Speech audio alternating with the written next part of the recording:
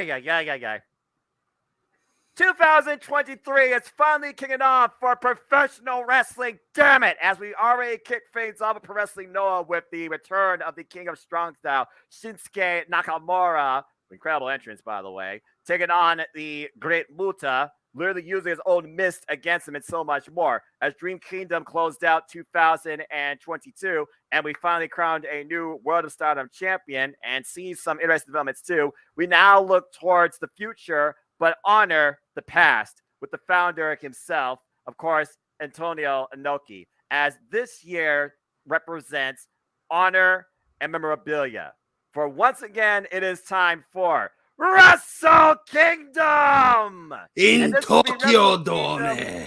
Hi, and this will be Wrestle Kingdom 17 in Tokyo Dome. So let's get right into it. But first off, everybody, hello to all of you. Konnichiwa, whoever may watch this on live or on demand. You know what this is, right? I'm the Simple Man, and my name is Noah Foster, with always a wonderful, colorful host of cohorts that join me on these panels and discussions. And with me tonight, he is truly to me, my ultimate New Japan cohort.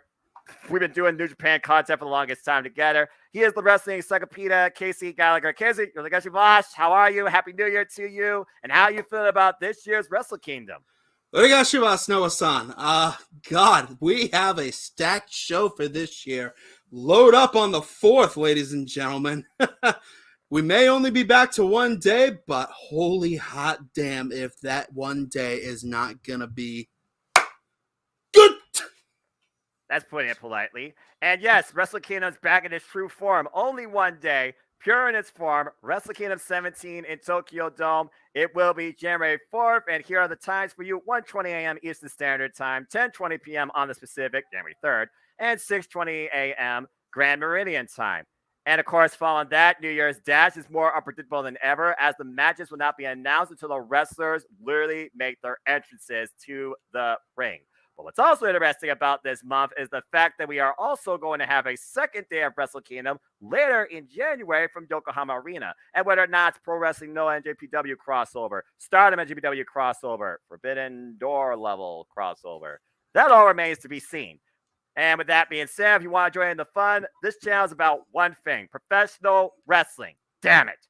And I'm all about predicting, analyzing, discussing, previewing, and reviewing. So, of course, I created a simple form. So let's have a fun little predictions game. So let's go ahead and hear your thoughts and comments. Shout out to the 4 teams that's been joining my expedition so far, as my first ever Simply Predicting Forum is live on the Twitter and also down in the description below. Get those predictions in. You have literally till 1 a.m. Standard Time on January 4th.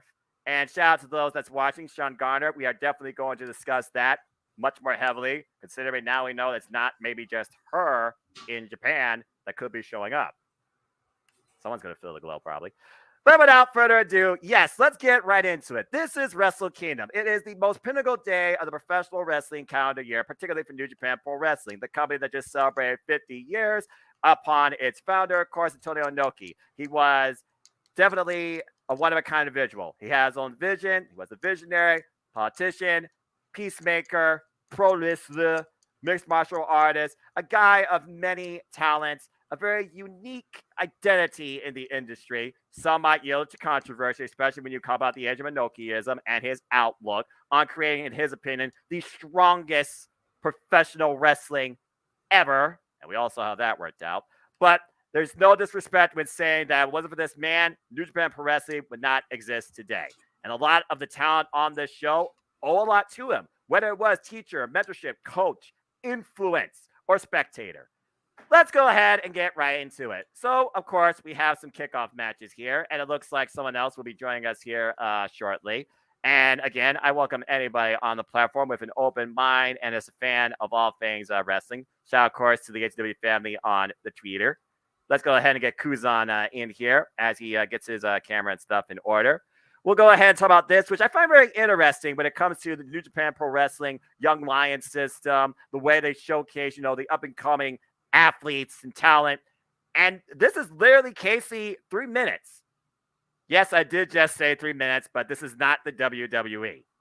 Just putting that out there right now, all right? But we have a 3-minute exhibition as Kuzan gets his stuff in order. Ryan Iwa versus Bolton Oleg. And there isn't much known about Bolton here. He was once introduced one at a time before Declaration of Power back in October. But Ryo Owa is more familiar with the Japanese audience, of course, an all Japanese collegiate athlete. But we're going to see what this Kasa heavyweight prospect, 'cause this is what this guy is. He is a prospect, how he handles the New Japan Pro Wrestling system. And again, they have 3 minutes. So with the Young Lion spirit, the way they run into the ring, the way they show off, I expect to see Boston Crab suplexes, a bit of a strong style, and much more too. As he'll get things in order, so I'll go ahead and make sure that he's all right. You're all right, Kuzan. So there we go. There's the man Hello. in the great coat. How are you, Kuzan?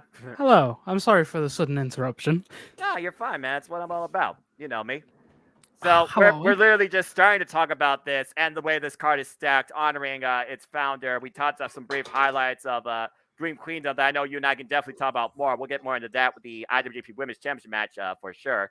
But what's everybody's thoughts towards this 3-minute exhibition between this young lion and this new prospect on the scene? Do you expect there to be a draw win, or do you expect somebody to get the W? You go ahead. I'll let Kuzan go first because he is rather new to this. Oh, because I was going to say, whenever you have young lions in the business, they're hungry, they're fast, they're ready to prove themselves. They've been in that system and they've been in that dojo for however long. So you know for a fact that you're going to have a challenge on your hands. The thing that you're going to notice that they can't rely on is obviously the experience, depending on the young lion that you have. So it obviously depends on that factor alone, I think. I think experience is the thing you need to look out for. Right.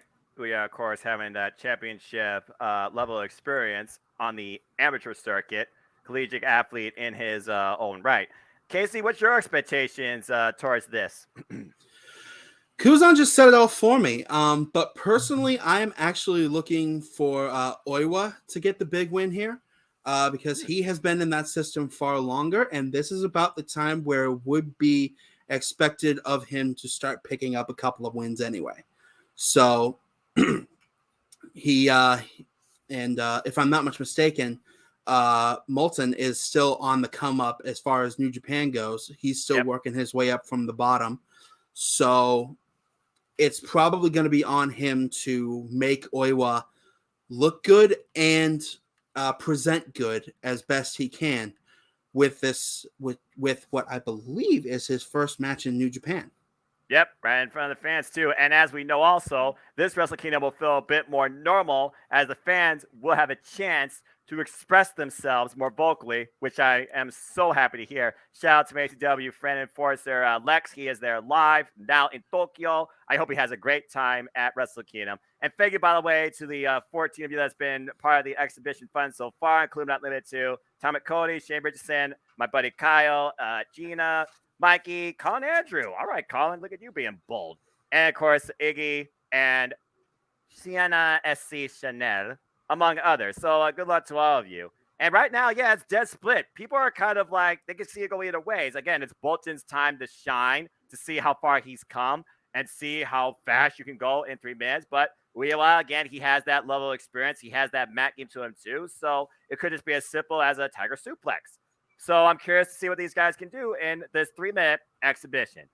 All right. Well, as we move on from there, the most unique thing to come across New Japan Pro Wrestling since its inception has definitely been KOPW, hashtag King of Pro Wrestling. Not the show, but literally what this trophy, belt now represents now that it's a belt. And the current provisional champion going in is the Rampage Dragon, Shingo Takagi. We've seen every match possible from drinking break to Who's Your Daddy to sumo to Iron Man Scramble, reversal, and so much more. But this is going to be, simply put, a ramble. In a ramble, you either get pinned or submitted or thrown over the top rope. We have no idea who the participants are going to be, but there will be a field of 20, and it looks like it will be once again the same thing as last year. The final 4 participants will compete in a fatal 4-way to crown the provisional KOPW 2023 champion at New Year's Dash. Now, considering last year the Final Four was Sema of GLEAT, Minoru Suzuki, freaking Yano, and Chase Owens. Chase Owens, I'm not sure if he's back yet because I know he was facing family tragedy, unfortunately. That's why he wasn't part of the World Tag League. I never can count out Toru Yano, unfortunately. Minoru Suzuki, we know he will be definitely doing something else. And again, this could be anybody from Bad Luck Fale to Rizusuke Taguchi to a legend coming back like Tatsumi Fujiyama. That surprised the hell out of me. Honestly, I want it to be at least Shingo Takagi and Tomohiro Ishii. I'll take anybody else besides those, as long as at least those two. And thank you, Dwayne Agason, for stopping by. Happy New Year to you. I hope it becomes very prosperous for you, too. Casey, what's your expectations on KLPW 2023 Rambo? Who can you see maybe showing up, but who do you want to see, if you can name anybody, part of the Final Four? You definitely named the two that I want the most. I feel like that's most people. Yeah. Well, can you blame them? They stole the show at the opening of G1 this past year. Yeah. Strong style personified. Inoki be proud. Inoki would be very proud. All right. Kuzan, do you have any other names that you can think of? I'm looking at the comments here from people on my forum. They've said everybody from Greto Khan, Katsure Shibata, Lance Archer, Ibushi. Boy, you crazy. Bushi, Clark Connors, Hikuleo. That's a shout out. Robbie Eagles, and even Evil. Bleh. I would say you can't, because it's not just New Japan. It's Exactly. You have a lot of companies here. I don't want to like push too far for this, Right. but there's no counting out the fact that Nakamura can show up, because he's just done a show and it's not even been like a week, so there's a possibility he's still there. Well, like, it's probably guaranteed that he will be there. Whether he's competing or not, it's a different, answer. Fair enough. I could definitely see him competing in there and taking the whole thing. We have to put into the factor of like what match he's just had. Yeah. So what condition he's in. Competing, yes, I can see that. Winning, I don't know. But it's Nakamura, though.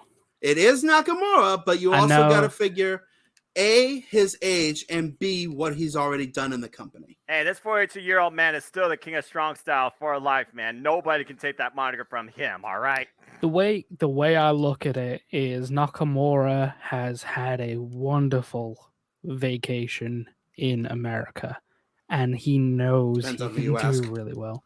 Well, I think I look at it this way. I think Nakamura has done a lot of work. He's been battered throughout the years. As soon as he went to WWE, he knew he was going there to enjoy himself, compete with some of the best. Yep. Doesn't necessarily mean he has to have that all the way turned up to 100. But now he's come back to Japan. Maybe he's like, maybe one more won't hurt. I could definitely see him just running through everyone. Yeah. I guarantee you, if he comes out subconscious. I guarantee you, if he does show up, we are absolutely going to see at least one Kinshasa before the night is through. Yeah.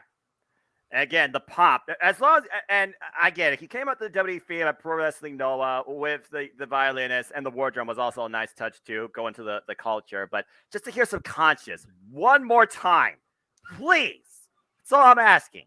Seriously, his New Japan Pro Wrestling theme. Come on now. Nakamura showing up saying, "Hey, how's it going?" and just Exactly. taking the whole thing. Exactly. And the field, I guarantee you this field won't stop, but that audience won't be able to hold themselves together. Well, of course not. It's the artist formerly known as Shinsuke. Yeah, there you go. All right, well, let's go ahead and move on from there. As we talk about again, this will be a Wrestle Kingdom in memorial to Antonio Inoki. Well, you can't get more of a Minoru match right now than this six-person tag, especially after the recent exclusive by Tatsumi Fujinama. So let's go ahead and talk about this.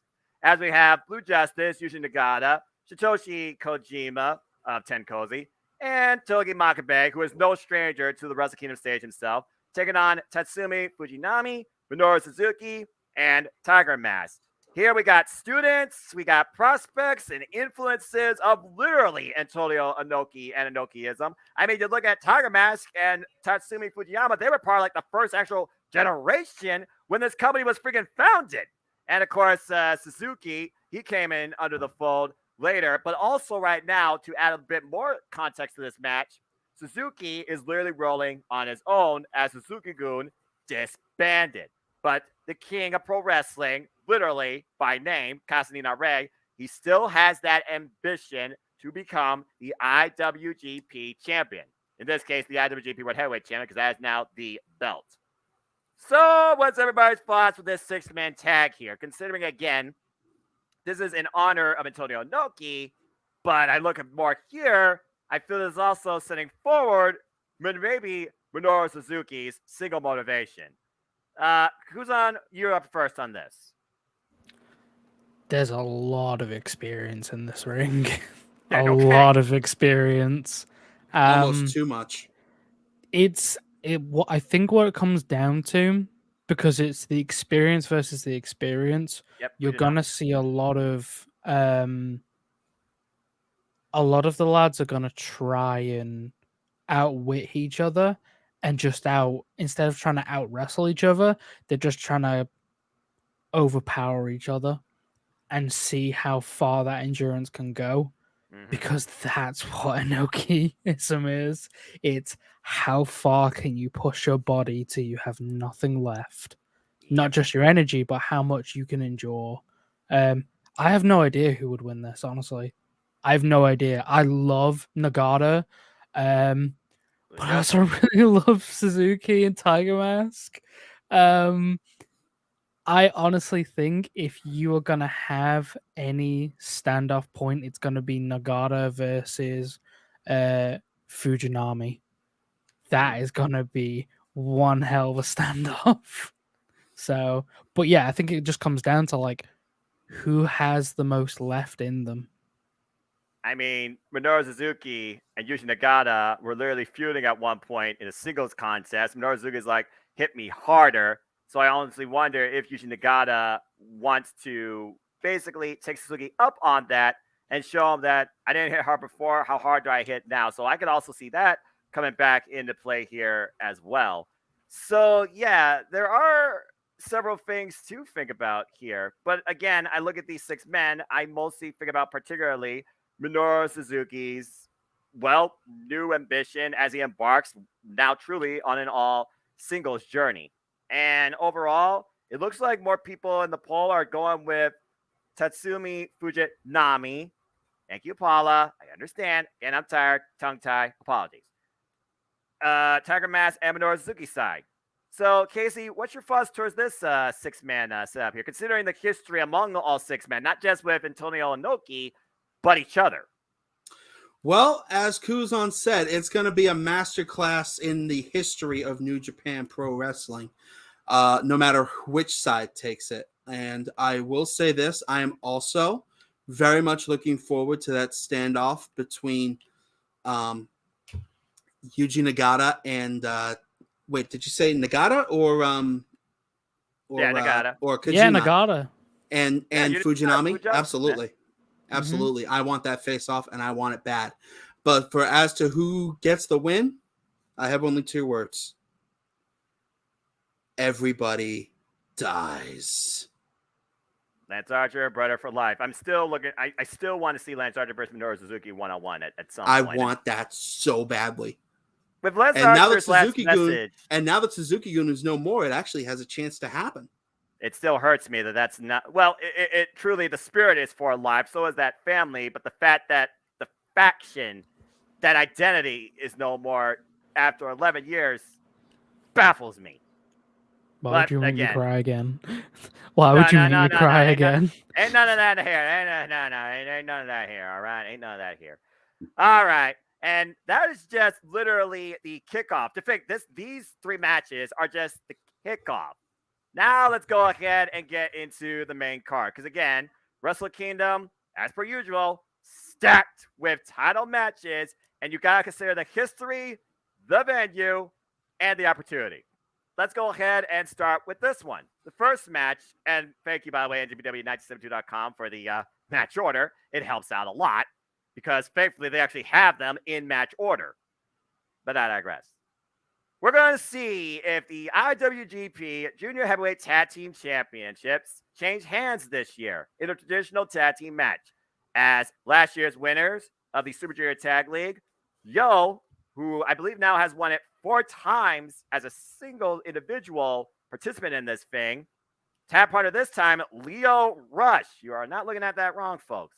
They take on the 70th IWGP Junior Heavyweight Tag Team Champions, represent United Empire, and you don't need the orchestrator Gillian Gray to tell you that.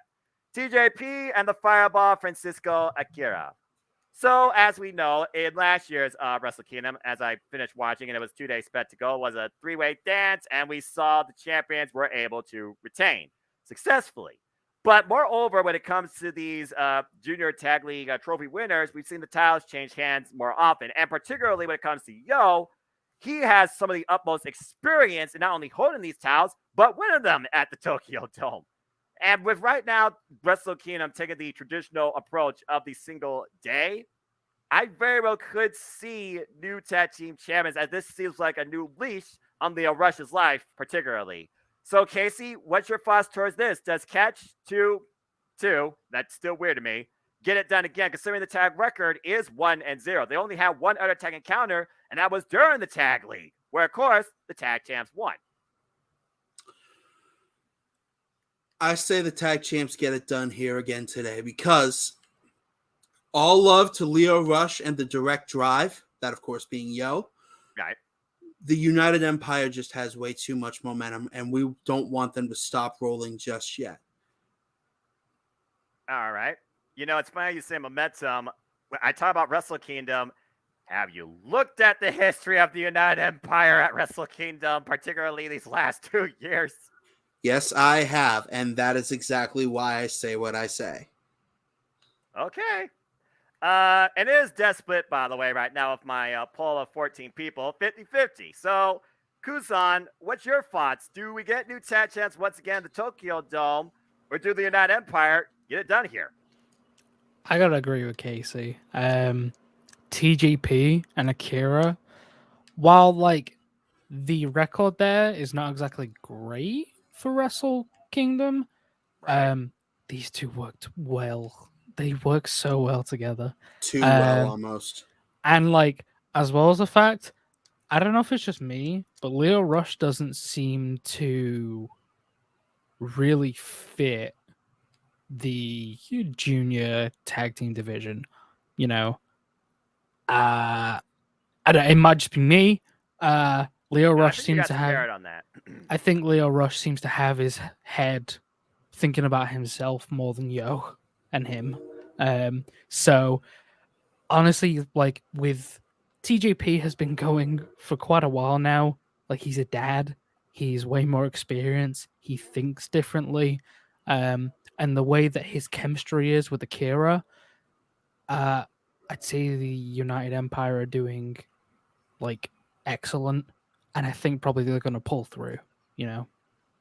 We talked about TJP and his years of experience. I mean, he really kind of has been the lead guy to guide Francisco Akira since joining that Empire and then becoming together as a tag team. Of course, getting these tag titles off of, I believe it was 6 or 9, Master Wato and Rizusuke Taguchi. So, since they've gotten these, they've been a very strong tag team.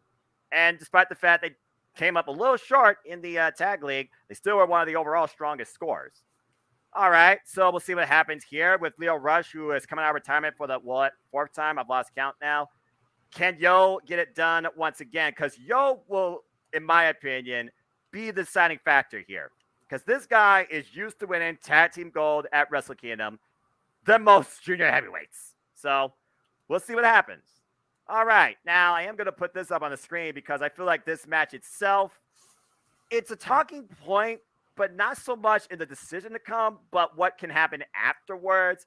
And you consider the participants involved, what's happened for them through Stardom, and what could be their Stardom and beyond in 2023.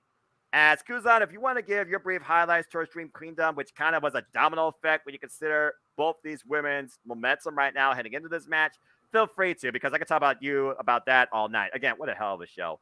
But let's go ahead and talk about, for the first time ever, and the third time, I believe, on Tokyo Dome main card stage, women professional wrestlers in the Tokyo Dome at Wrestle Kingdom. Let's go ahead and talk about the IWGP Women's Championship match. As the challenger, former Goddess of Stardom Tag Champion, Tam Nakano, the Kawaii, Goddess of the Cosmos, and of course, founder, creator, leader of Cosmic Angels. She challenges the first ever IWGP Women's Champion who won it against Mayu Iwatani at the historic crossover, Kairi.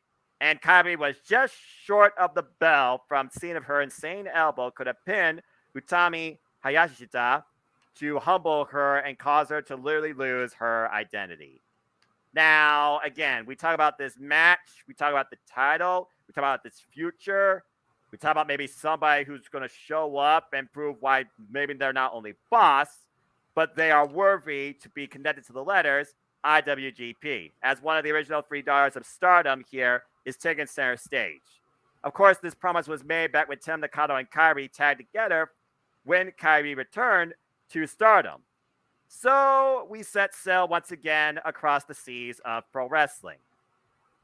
And I gotta be honest, I'm worried about Tam Nakano. Not only did she lose the tag team championships at Dream Kingdom, and the previous Dream Kingdom, she lost the white belt, and she lost out on the 5-star Grand Prix. Tam Nakano has had one of the roughest years in Stardom lately. Kairi, complete opposite. Nothing but upwards momentum since coming back into Stardom. But I still believe there is a special disbelief that Utami and Kairi will meet again one-on-one and will get a real decision. And that's what I'm also thinking about here, keeping it within the Japanese turf.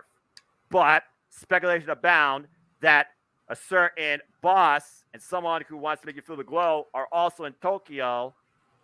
I think we're already writing the future as we speak for this title in the short going. So, Casey, what's your thoughts towards this championship, the match, Tam Nakano's effort that will be involved here, and what do you think is going to happen afterwards? Let me preface it by saying this. Go for it. From everything I have heard, Mayu Iwatani and Tam Nakano, in terms of their rivalry, are the John Cena and Randy Orton of Stardom. It is the rivalry that just will not end, and in Nakano and Itami's case, will never be a bad match. Fact. With the rough year that Nakano has had, and the rocket ship ride to the moon that Kairi has been on. Also, what up, EP Dub? Shout out to Everything Pro Wrestling. Continue. And shout outs to Colin Andrew, who was in the chat. Happy New Year, brother. Save us a couple of prime cuts, will you? And hopefully you're not buried under snow anymore either. Good grief. Yeah, right. Anyway, back to your point. Yes. So Nakano's had a stupidly rough year. Kairi's had a stupidly great year. Pride goes before a fall, and at some point, a competitor has to become pissed off. I say tonight is that night for Tam Nakano, and she takes the title off of Kairi. Because you want Kairi, at least I do, you want Kairi in the ring with a partner of her choosing against the Glow and the Boss, if they do indeed show up, which I would mark the hell out if they popped up on the Titantron. You and every person in the Western Hemisphere. Indeed. But you want Kairi in the ring with those two and a partner of her choice. And you want Tam Nakano and Mayu Iwatani to put the IWGP World Heavyweight title on the line. Right. Well, You want that match for that title. I promise you. I mean, I'll take any combination because, again, this is premier female athletes that are going to show you what it means Japanese strong style. So, Kuzan, again, you look at the interview, though, that Kyrie had. She talked about how her and Tim Nakano, they're not that much different. They're also, very driven. And Tim made a certain promise to deliver a special kind of hell to her, let's just call it what it is, tag partner. So, again, if she delivers that certain hell, will that be enough? And I honestly wonder what that means. Because, again, Tim Nakano, she may be the cutest, but she's also bloody damn crazy. So, Kuzan, what's your thoughts towards this match, and what do you think could happen afterwards with the IWGP Women's Championship, as it really is starting off in 2023 per se? So there's something like I don't think a lot of people have really registered, and like I know it sounds like such like an obvious thing to mention, but I just want to mention it. Go ahead. The IWGP Women's Championship does not get defended on Stardom. That is not a Stardom championship. I've had a That's lot right. of people ask me, is like, wait, is that part of Stardom as well? Is that part of New Japan? It's like the IWGP Women's Championship is a New Japan product. That is for New Japan women to fight for and defend. Stardom women can't just come over and just make challenges, which is what we saw at Queendom. Right. That's You the can't thing. That's just why I was ask like, for Tommy, that. what are you trying to do here? You can't, that's not your belt to challenge for. If you want to go for that, you have to be negotiating with New Japan in order to get that done, you know? Mhm. So with that said, I think with Nakano versus Kyrie, I think Kyrie's gonna defend it really, but I think there's gonna be a really good match going. In terms of what's gonna happen afterwards, let's say that someone shows up and they're willing to sign on with New Japan for the IWGP Women's Championship, that's Mhm. fantastic. But that doesn't mean that there's going to be mingling between them and Stardom. That relationship has to be built. And then whether it's built on respect, competitiveness, or straight up, selfish goals or wanting to take all of the gold, or it can come in the faction of different factions of brand versus brand, of New Japan women versus Stardom women. That's something that can build over time. The IWGP Women's Championship is a very new product, and I think the future for it is very bright. But I feel like there is always going to be that separation of, let's say, we have Kyrie representing New Japan with the IWGP Women's Championship, and all the competitors that are going to be hired by New Japan. They're not going to all necessarily want to go to Stardom. Sometimes some people will just say, well, I'm going to go play with the big girls because I'm used to playing with the big girls. I don't need to go over here. And some people might not like that, but then those are the issues that need to be discussed, fought over, battled over in the years to come. Tentative negotiations. Exactly. If I may, real quick, boys. Go ahead. Kuzan, I'm not going to sit here and say I don't see your point, because I do. Here's where the problem comes in. Last I knew, both Stardom and New Japan were both owned by Bushiroad. Right. That's correct. So, in a sense, they're basically sister companies. Mm-hmm. So, what you're talking about really only works as a kayfabe thing. I understand what you're saying. And that's kind of why I'm going with that entirely. Okay, fair enough. What you're saying. Fair enough. I put this towards you. Did Stardom defend its championships on DDT ground when it was owned by Cyber Agent? Cyber Agent. They had their talent mix in, but the championships were never defended on DDT ground. Also, that's a fair point. But that is a fair point. I like this. But wasn't the IWGP women's title only created just this past year? Exactly. It was. That's why. Yes. And to be fair, you look at the Stardom side of the bracket, you look at the international side of the bracket. The international side had former NXT UK talent, the alpha female, excuse me, can't speak, Jessie Gabbard as a part of that. And of course, she showed up on Royal Quest, which is NJPW Foundation show. And then, of course, she got involved in Stardom and challenged even Mayu Iwatani, again, words run together, Paula, apologies, for the SWA championship that currently is vacated. So to see both your points, I also do want to consider this when we say IWGP, International Wrestling Grand Prix, NJPW eccentric. Let's not forget, here in America, there is New Japan of America, and they have NJPW Strong. With this new women's championship, who's to say that the potential challengers or the roster won't be built on Strong, where they might try to define their own women's vision there? We've already saw the likes of Kylan King, for example, challenge Mayu Iwatani last year at Rumble on 44th Street. So again, as far as the IWGP Women's Championship outlook towards the challengers for it, I do think it will be more centered around people beyond Stardom to go after it. But I would not count Stardom not playing a part in maybe being special showcase towards it. Exactly. Again, I don't care about being right or wrong. I'm absolutely understand where Casey is coming from. I think that's a really good point, actually. All I want to do is create that discussion. I want people to think about those rules. I want people to discuss that, because those are the things that you need to play by. You need to play by those rules.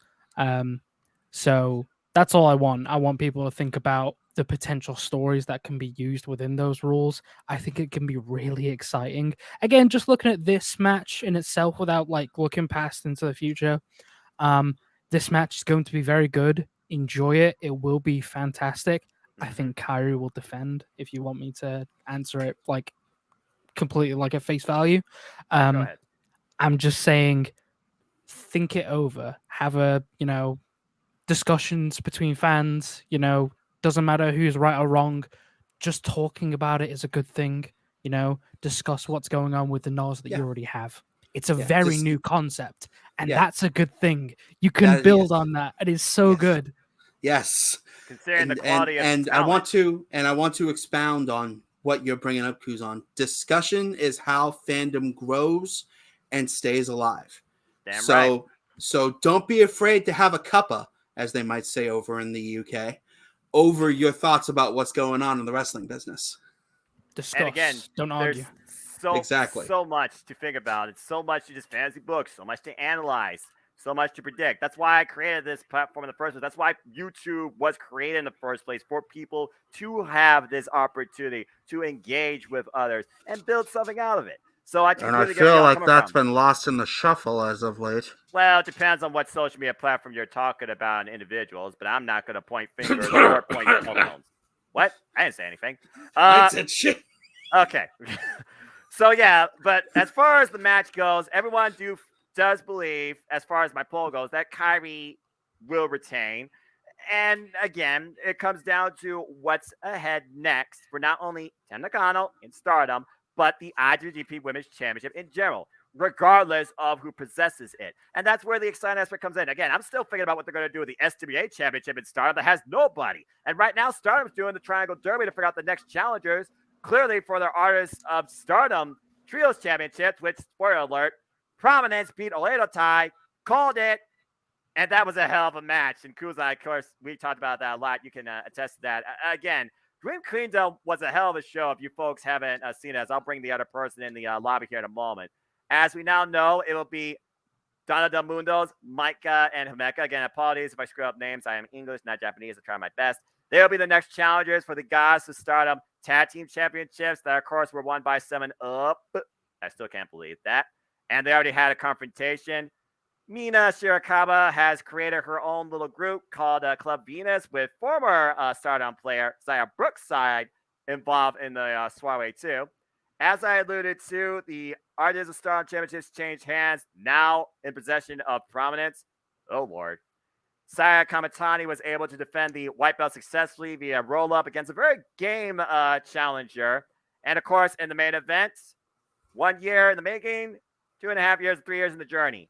Julia is now the World of Stardom champion. It was probably my favorite Stardom match of 2022. And that's just some of the brief highlights for y'all, just to bring up to speed. Also, Kairi and Utami, 15-minute draw. As I bring James in, does anyone else have anything to say regarding Dream Kingdom, Stardom, this title, or anything else regarding women's wrestling before we move on? Kuzan, do you have anything? And James, welcome to the fold. Hello. just dropped on in. Do I sound great? Yeah, you sound fine. We hear you. You sound fine to us. Okay. That would help is most important. Bro, Kuzan, any last takes you have regarding Dream Kingdom or Stardom before we move on? If you're going to watch that show, break it up between match by match. It is a 4.5-hour show that nearly drained me. There is. I love wrestling. There's no need for a show to go that long. 3 hours is the maximum you should go. But what Stardom used to do is they used to break each match up. Literally, you had to click video by video, separated match by match. That is the healthy way to do it. Take your time watching it. Don't try and rush to try and keep up to date. You will get to it eventually. Enjoy the product match by match. I immediately went to the main event and then watched Kairi, and then watched the rest, because that, for me, that's how that worked better for me. You know, that's what you should do. Enjoy the product how you want to enjoy it.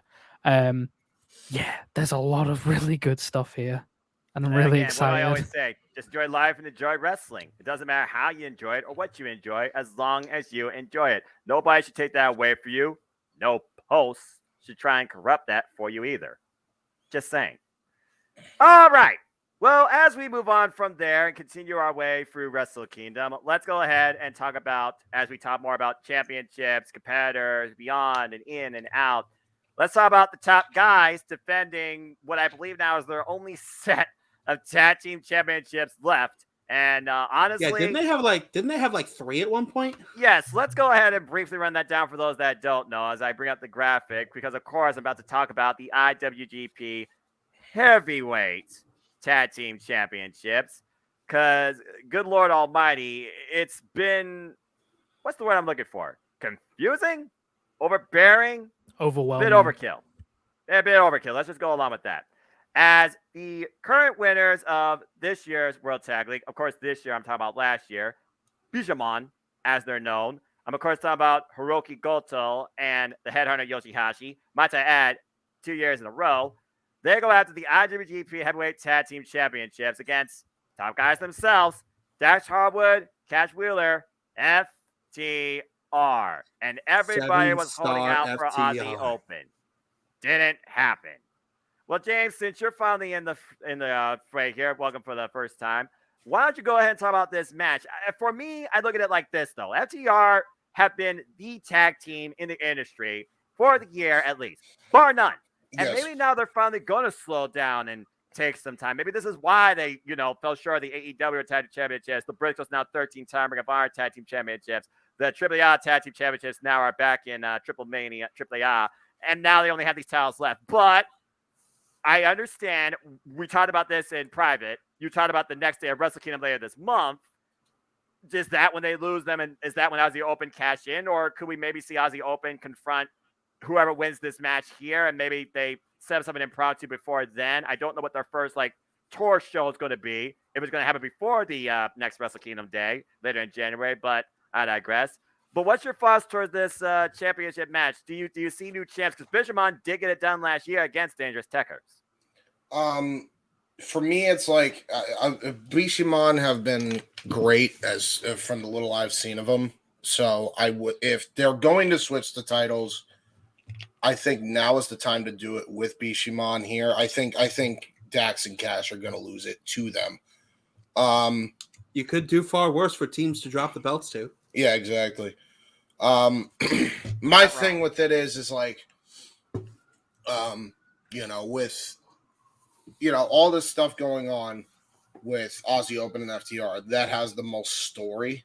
Right. So it also wouldn't surprise me if FTR actually retains here and then lose them to Aussie Open at New Year's Dash. That could also be a thing. Or whatever the show is after the show they do every year after fucking Wrestle Kingdom.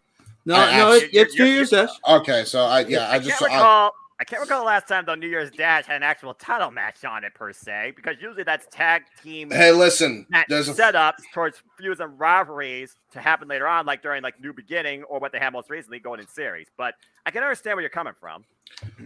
So like my obvious pick would be the Bishamon, but I'm gonna stick with FTR on the account that Aussie Open could take the belts off him. Keep in mind, how long ago did the Motor City Machine Guns take the belts off Aussie Open from New Japan Strong?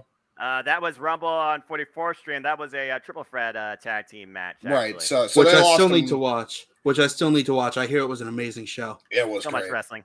I would. So I'm just gonna go by that. So I'm gonna say FTR retains and then loses them in New Year's Dash. So that'll be my bold prediction. What are the other two matches that I missed out on? Sorry, I came in so late. You're They were fine. free. We talked about the women's championship in heavy part, and we talked about Yo and Leo Rush taking on Catch 2 and 2 for the IWGP Junior Heavyweight Tag Championships. And then we talked a bit about the kickoff. But honestly, when it came to kickoff, the most important thing to look at was probably the 6-person Antonio Inoki Memorial match. Right. And of course, KLPW Rumble, which is, well, a who's who of who could ever be the 4 in that. Yeah. So, Ken, you didn't miss much. But All right, I like. hold on. You're right. Some guy just had a helmet-to-helmet hit, and I think he died on the field. He stood back up, and then he fell right back over. Oh. And the ambulance has been on the field. Dude. Everyone in Buffalo's crying right now. Oh, dear. Not Something good. happened, apparently. Stay We're praying up to for that. 2020. Off to a crazy start in 2023, it sounds like. Sorry about that. Oh, you're fine, man. It's all good. Everything is kind of happening at once right now. I mean, to be fair, I thought today was Tuesday. I'm already thrown off. Yeah, It's fair enough. just started. I was just gonna quickly rapid fire the fucking matches. So, what first match on the kickoff then? 3-minute exhibition between again, I'm gonna probably butcher these names, so apologies, folks. It was a 3-minute exhibition, Ray Ulloa and Bolton Oleg. Okay, Bolton, no, like go next. All right, KLPW, just name somebody or name a few people, because again, no entrance announced, but 4 will be involved in New Year's Dash to determine the provisional KPW Championship 2023. So Okay. you How said, you currently- you said Shinsuke Nakamura, right? Shinsuke Nakamura. Yeah, fucking chin. Yeah, Nakamura, what'd you say? That's a really good answer, James. I come up with that as well. Then there you go. shit, you know what? Akira Tozawa, go. Oh, okay. You know right. what? You know what? I would not be disappointed if he showed up. I think It that's was- pretty cool. Lord knows he'd be better utilized here. I don't know what Okay. he's doing right now. Tatsumi Fujinami, Paula. And of course, Minoru Suzuki Tiger match versus Yushin Nagata, Satoshi Kojima, and Togi Makabe. 6-person tag. It's a Toyo Minoki Memorial match. Who are the baby faces and who are the heels, or do we just Combination. There really is no like side that's like, That's just everybody's pretty much. tributing Inoki. Okay. Yeah. Students, prospects, people that have history of Inoki, you name it. Okay. Gotta make a quick pick here. The Tiger Mask team. Okay, good. All right, there you go. I don't know. Fuck. I don't know. I'm just gonna say something because my brain's Yeah, going go rapid fire. next. Slow down, bro. You're cool. Brave, dude, brave. Again, Real Rush and Yo. Can Yo once again get it done at the Tokyo Dome? Take the tag titles on TJP and Francisco Akira. Sure. Yes, Leo and Rush, or Leo Rush and whoever. All right. Well, James is slowly waking up, folks, so please bear with him. No, I've been awake. I've just been sick. Yeah, I know. That's what I'm saying. Your brain's slowly recovering, dude. Yeah. So, yeah, it's pretty partisan here. 57% believe Bishamon is going to regain and win, once again, the IWGP Heavyweight Tag Team Championships, while 42% did go with the top guys. And I understand where you're coming up with the storytelling, especially with Aussie Open. People want to see that match ran back. It was one of the best tag matches of last year in New Japan Pro Wrestling. And it happened at Royal Quest. But so does that match, if we run it back, actually need the tag straps? That's the thing. I really feel like this year, FTR are just going to finally take it easy. Damn sure deserve to. So, Kuzan, what's your thoughts towards this tag title match? They can't take it easy. They've just lost 2 belts. And now they're going up against 2 veterans who have been in New Japan for years. The personified fighting spirit. Exactly. Like, especially Goto. and Yoshihashi, like these two are absolute madmen, Yep. just because they're like getting older doesn't mean like they're mellowing out. If anything, they're probably going to be a really thick wall for FTR to go past. They can't afford to lay back, It's Fair all well enough. and good. It's all well and good that like they've I feel like FTR are getting thinned out because they've been around AEW, AAA, Ring of Honor, like they're getting thrown all over the place and like they're going through so many flights. I think honestly, they are a really good tag team, no doubt about it. But they've held on to those championships for quite a while, Yes. but I don't think they're going to be able to hold on to it any longer. No. And I think it's just purely because it's New Japan titles in a New Japan setting against New Japan legends. Yeah. I don't see it happening. They will put up a massive fight and they will put their best foot forward. As they should. They're 7-star FTR. Top But I guys. I mean, I don't think it's going to be enough. again, the only places they haven't been to get the tag gold is Impact Wrestling and the NWA at this point. Good Lord Almighty. Yeah, And- that'll be done. That'll be done by next year, I'm sure. Yeah, All right, right. James. Seriously, come on now. How many? No, I can't disagree with them though. No, not all at once, but they'll No. get those I, belts. well, I hope not all at once. I mean, come on now. Yeah, right? The Royce Machine Guns have the NWW Strong and the Impact World Tag Team Championships, and FTR is yet to face them in a traditional tag team match. Yeah, I want Yes. Retromania 2 on my Switch. true. Did you say Retromania? He said Yeah, it's good Retromania. game. Yes, he did. Yep. He went there. That's awesome. That's brilliant. Okay, so Casey, as we know, FTR won the IWGP Heavyweight Tag Team Championships at the Forbidden Door pay-per-view last year, and AEW NWW crossover. It was a triple threat tag team affair with Roppongi Vice, and of course, the United Empire's Great Khan, all hail. Now the new, might I add, Rev Pro British Heavyweight Champion, and the Imperial Unit Jeff Cobb, which at this point, I don't know if he's even medically cleared. And of course, we saw him successfully defend these titles against them and also Aussie Open. And I believe that's been the only 2 title matches FTR has had concerning these straps. But again, to go off what Kusan says, Goto, Yoshihashi, they are both local. They are crazy, but they also personify fighting spirit. We saw they blew the blocks off Dangerous Tekkers last year at Wrestle Kingdom. That was almost like a one-sided match for the most part.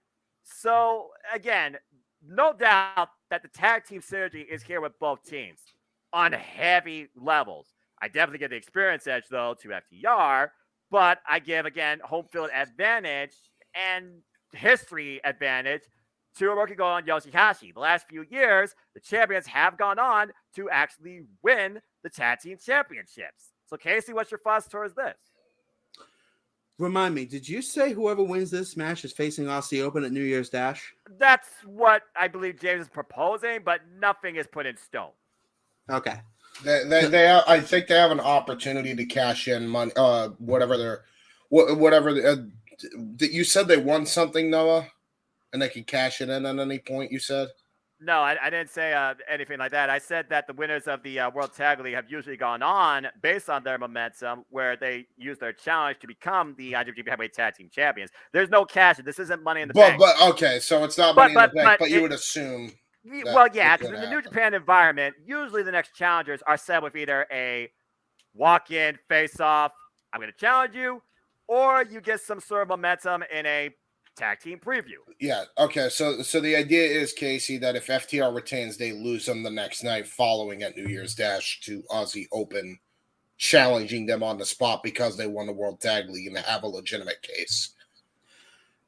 If Aussie Open won the World Tag League, it doesn't matter who wins this match. They're taking it at New Year's Dash. Aussie probably. Open lost to Hiroki Goto and Yoshihashi in the finals of the World Tag League. It came down to those 2 teams. All right. You're learning, James. well, It's all just- good. Well, just for argument's sake, I'm going to say Bishamon because Kuzan makes the good points about FTR being stretched too thin, almost like butter scraped over too much bread, to use a J.R.R. Tolkien turn of phrase. Fair enough. Phrase, excuse me. It's like a Roman Empire. While it may be powerful, once you've stretched it so thin, it's not going to hold.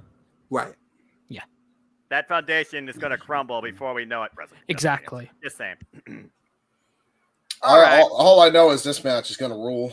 Oh, it's going to be nuts. This is going to be awesome. I can't wait to see how far Dax Harwood and Cash Wheeler show fighting spirit against these two, especially Yoshihashi, the guy that will kick you in the head while screaming, even if he's halfway unconscious.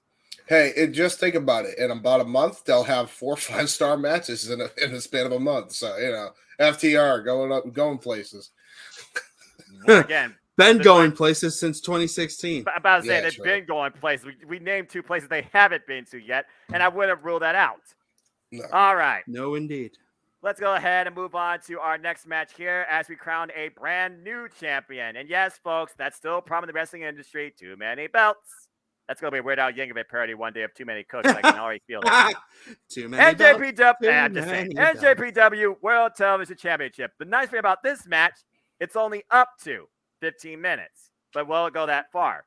As the Son of Strong Style, Ren Narita takes on Submission Master Zack Sabre Jr. These two, of course, are the finals of a tournament that's been held through pretty much November for the most part to determine the final 2 towards this title. And basically, the rules go like this. They have 15 minutes for pinfall submission. If it goes the time limit, a coin flip will determine the winner. And the winner of this particular match will be the first ever NJPW World Television Champion. And I believe this is a first ever one-on-one encounter. So with the idea of Suzuki-gun again, I'm going to just keep saying it because I still can't believe it. Suzuki-gun no longer a thing. Zack Sabre Jr. and Taiji, the Holy Emperor, now going to have, I believe, both single gold expedition, aspirations. And Zack Sabre Jr. not having single gold since the friggin' British Heavyweight Championship, which is a damn shame. Ren Narita, though, of course, he had that great exhibition last year against literally Katsuyori Shibata. And Ren Narita has definitely come a tremendous long way since under his tutelage. But can he outlast outrageous Tekkas? Casey, let's start with you. Who's going to be the first ever NJPW World Television Champion? Oh, God, you could flip a coin at this point. Either one. Yeah. Makes sense. Yeah, honestly. Saberism versus Naritaism. For argument's sake, though, I'm going to say Zack Sabre Jr. He's got the time in. He's got the credibility to his name. And he's got just enough name value in Japan that enough people are going to want to see him on TV regularity basis. Ren Narita will get there someday. And in many ways, he already is to that level. But you want that name value and you want that recognition. And for when you're crowning your first ever World Television Champion, you're going to be hard-pressed to find one better than Zack Sabre Jr. James, during this tournament, all the way up to the road to the finals, Zack Sabre Jr. outsmarted Evil. Thank God. Oh, thank God. And Ren Narita somehow outlasted and was able to out-wrestle Sonata, who one point during Sonata's run, he literally had a match with only 3 seconds left to get the win. Sonata came very close. Sonata was actually one of the ones I thought was going to go actually pretty far in this thing, and he did almost for the most part. But what's your thoughts towards this match? Again, it's a TV championship. Look at the outlook of a TV championship in any company. You basically represent the brand as far as I feel a marketing, publicity, commercial standpoint.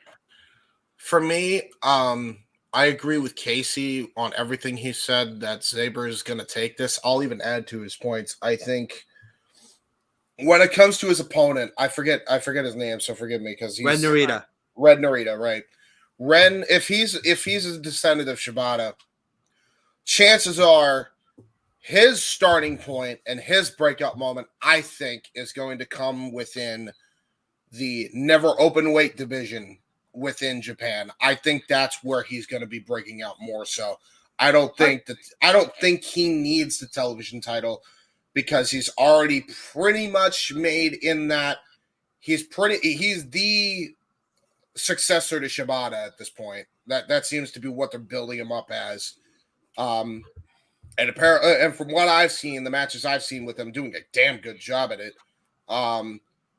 So I think he's going to be the one to break out in the never open weight division, only due to the fact that, and I think of two examples of career resurgences and a career made from the never open weight division. Minoru Suzuki with his long reign with the title, Hiroki Goto winning it off him in that awesome fucking match at Wrestle Kingdom 12, I believe.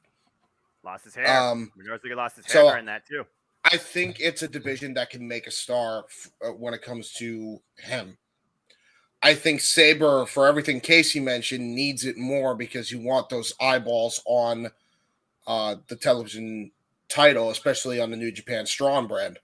So it makes a lot of sense to have him as the television champion. And if we're really going to go into the fucking weeds of it here, you know, can't find a better freaking dream match at Forbidden Door than Zack Sabre Jr. versus Samoa Joe, undisputed king of television. I mean, 15 minutes. Submission expertise versus submission expertise is it's a pretty banger match idea concept wise. So Now, here's the real question, James. mhm. Will Samoa Joe actually catch Zack Sabre Jr.? That's a good question, though. But that's a match I'd actually be interested in, and I think Agreed, completely. If you want to showcase the television titles across all companies, that match is tailored for Sabre Jr.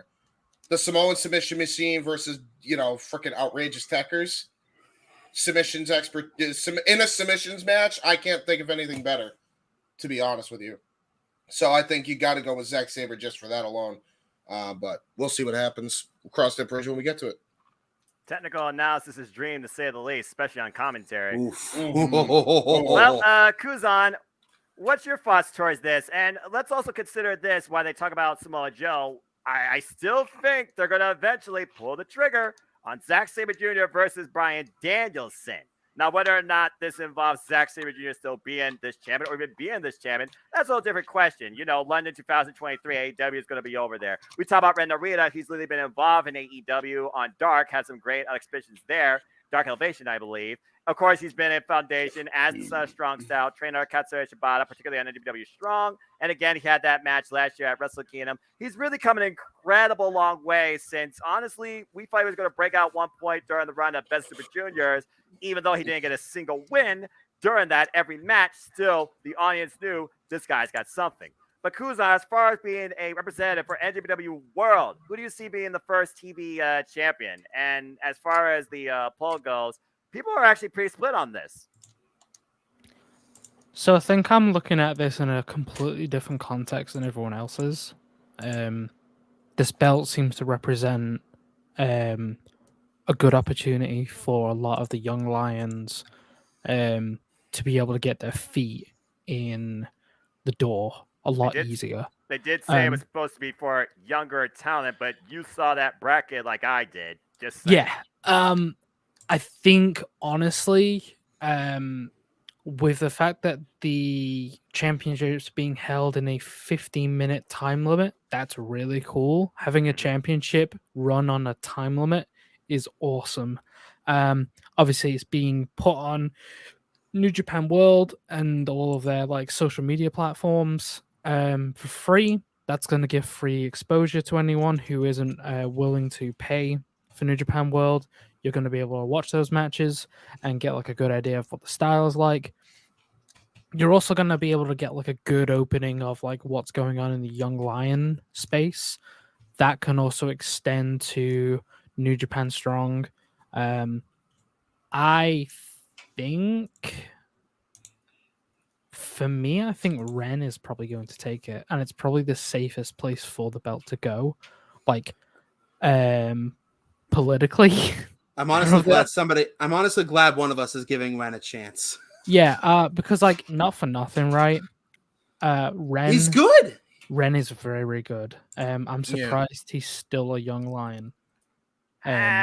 Is he only really in a technicality. Only in a technicality. That's what I mean. He's on a technicality. He just looks like the doppelganger of Shibata. I mean, he always does the same shit. I think that's a bit unfair to say, though, because when you look at what Ren's done so far, he's phenomenal. Yeah, but I'm not talking about his skill. I'm talking about like he seems to be taking things a lot slower, and Right. whatever he seems to be bringing to New Japan is a lot different than what everyone else is doing. Everyone else is like going fast. He seems to be going at his own He's more pace. methodical, is what Kuzan's basically saying. And in Yeah. a match like this, that actually might play to your advantage. But then again, Zack Sabre Jr., he's a guy that changes positions once he catches a limb, like every 60 seconds. So this match almost feels like who could play with the clock better versus counter or trap their opponent, because both men are definitely match specialists to a degree. But Zack Sabre Jr. probably wrote the book on it. Yeah, it honestly, if you want to play the match that way, this is a psychological match type. I know that sounds like I'm probably going a bit too deep there, but like I could Well, you're seriously close. see the championship being used in a way that it plays on your mind, and you really every second counts and every move you make counts. It can probably be used as more of a, what would be the word, like stoic style of match. Being able to be more grapple heavy. I know not everyone's going to agree with me when I say this. I do like how the belt looks. I think it's very nice. I think Kevin Kelly called it a Super Bowl like ring. I like right. the look. I like the look of the belt because I know quite a bit about leather work. I know quite a bit what goes into actually making a championship, getting it to get more gold plated. When you look at the championship, yeah, it doesn't look like much, but like think about how it's going to be worn. Think about how it's going to be held, physically. Aesthetic.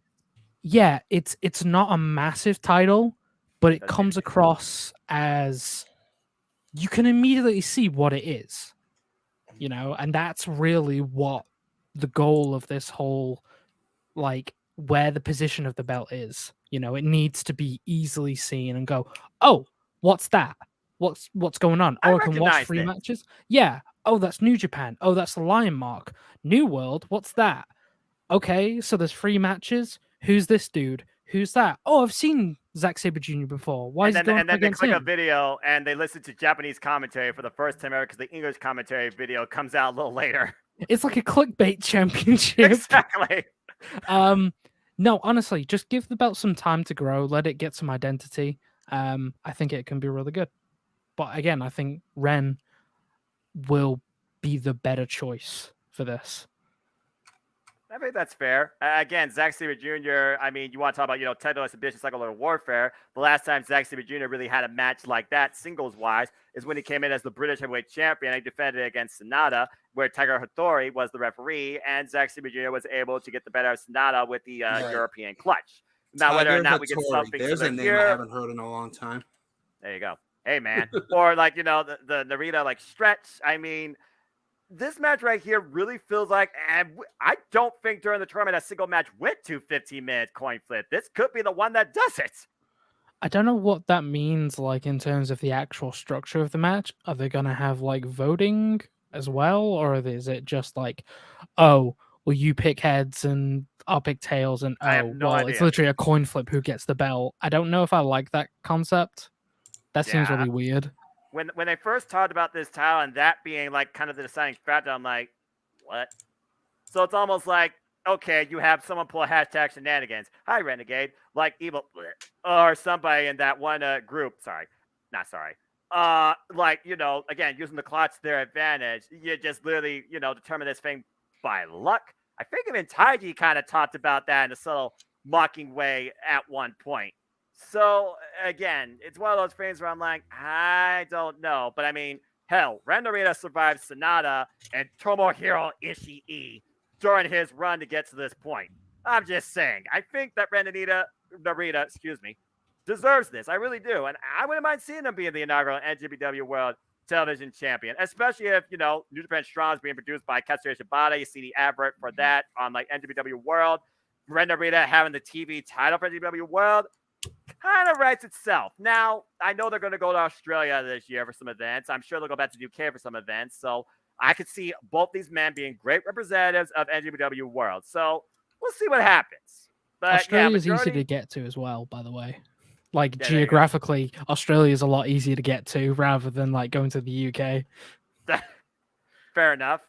And yep, majority did go with Zack Sabre Jr. So we will see if Saberism can overcome Laritism. But I'm just going to simply call Strong Style versus Tekka's. That's really what this comes down to for me.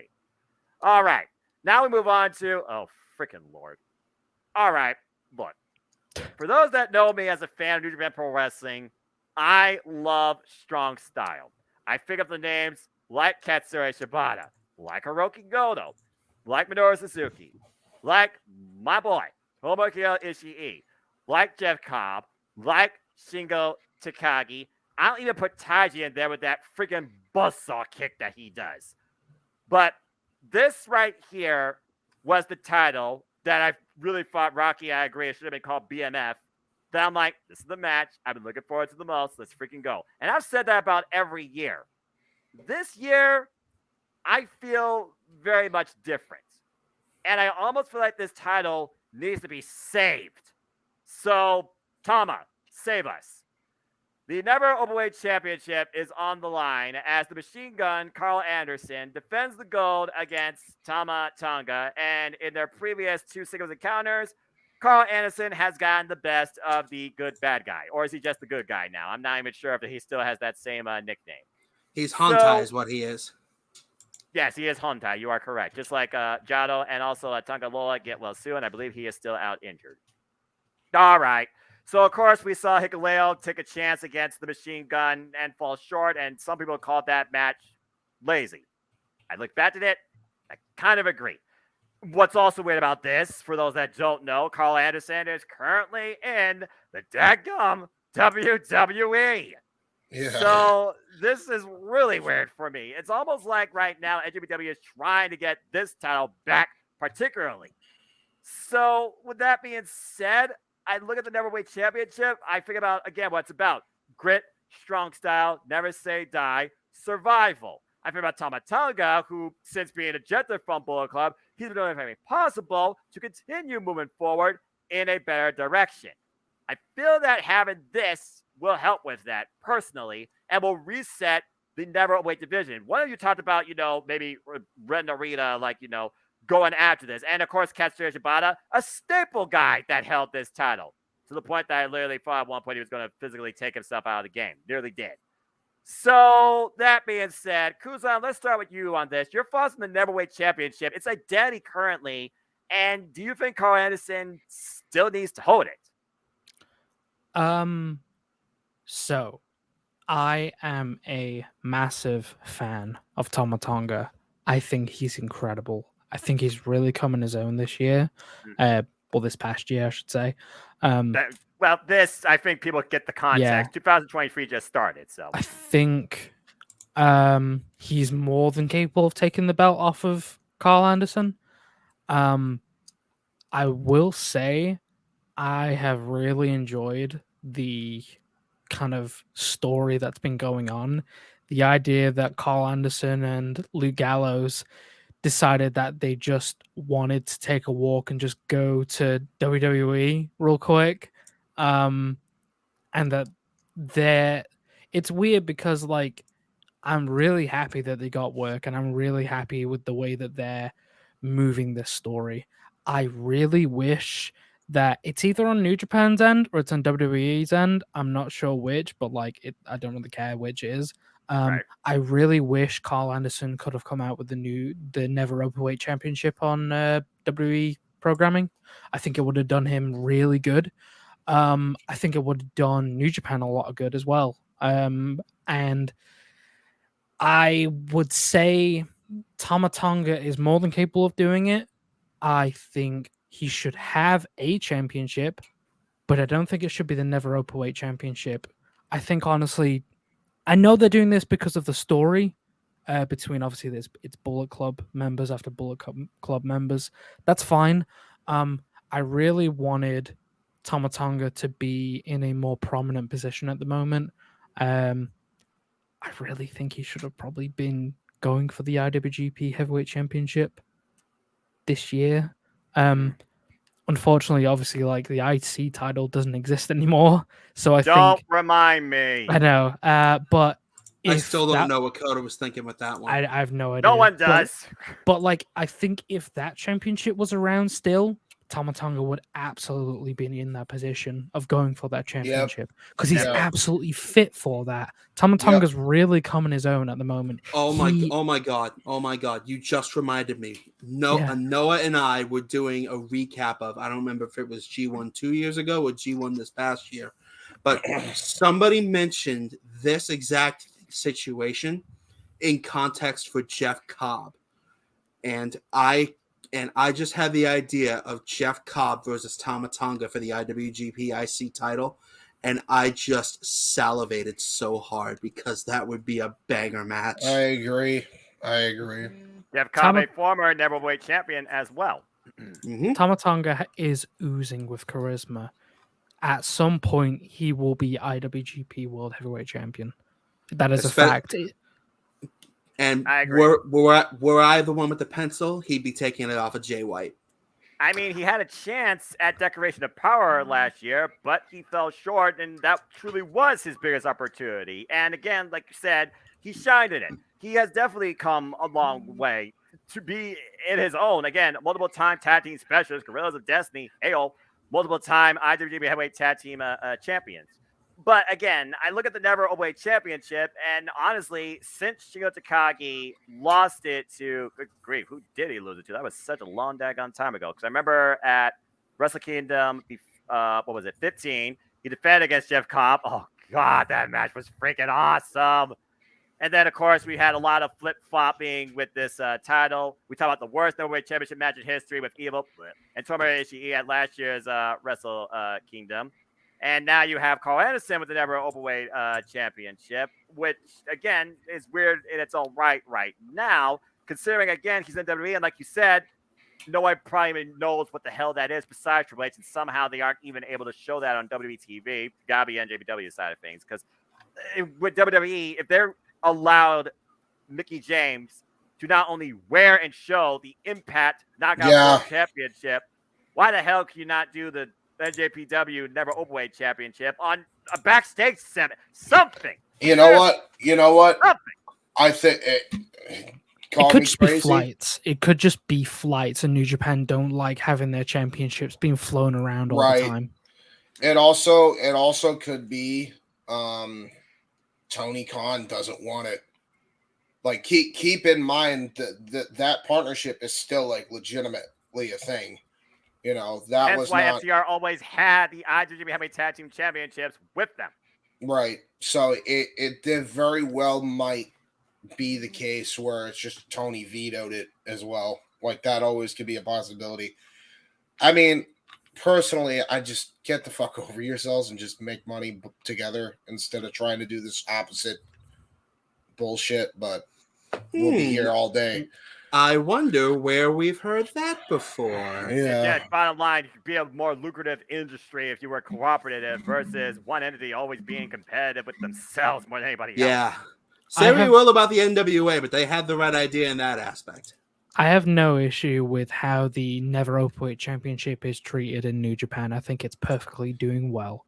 I think having Carl Anderson as a champion and having all the drama that's surrounding it is absolutely fantastic for advertising New Japan because it got people talking. It got people, wait, Carl Anderson's in WWE. He's still the Never Openweight champion. What's going on? Well, don't know. Find out New Japan when they start talking about it, and New Japan started talking about it, and they went, "Yeah, we want our belt back." And Carl Anderson went, "Come and get it then," which is great.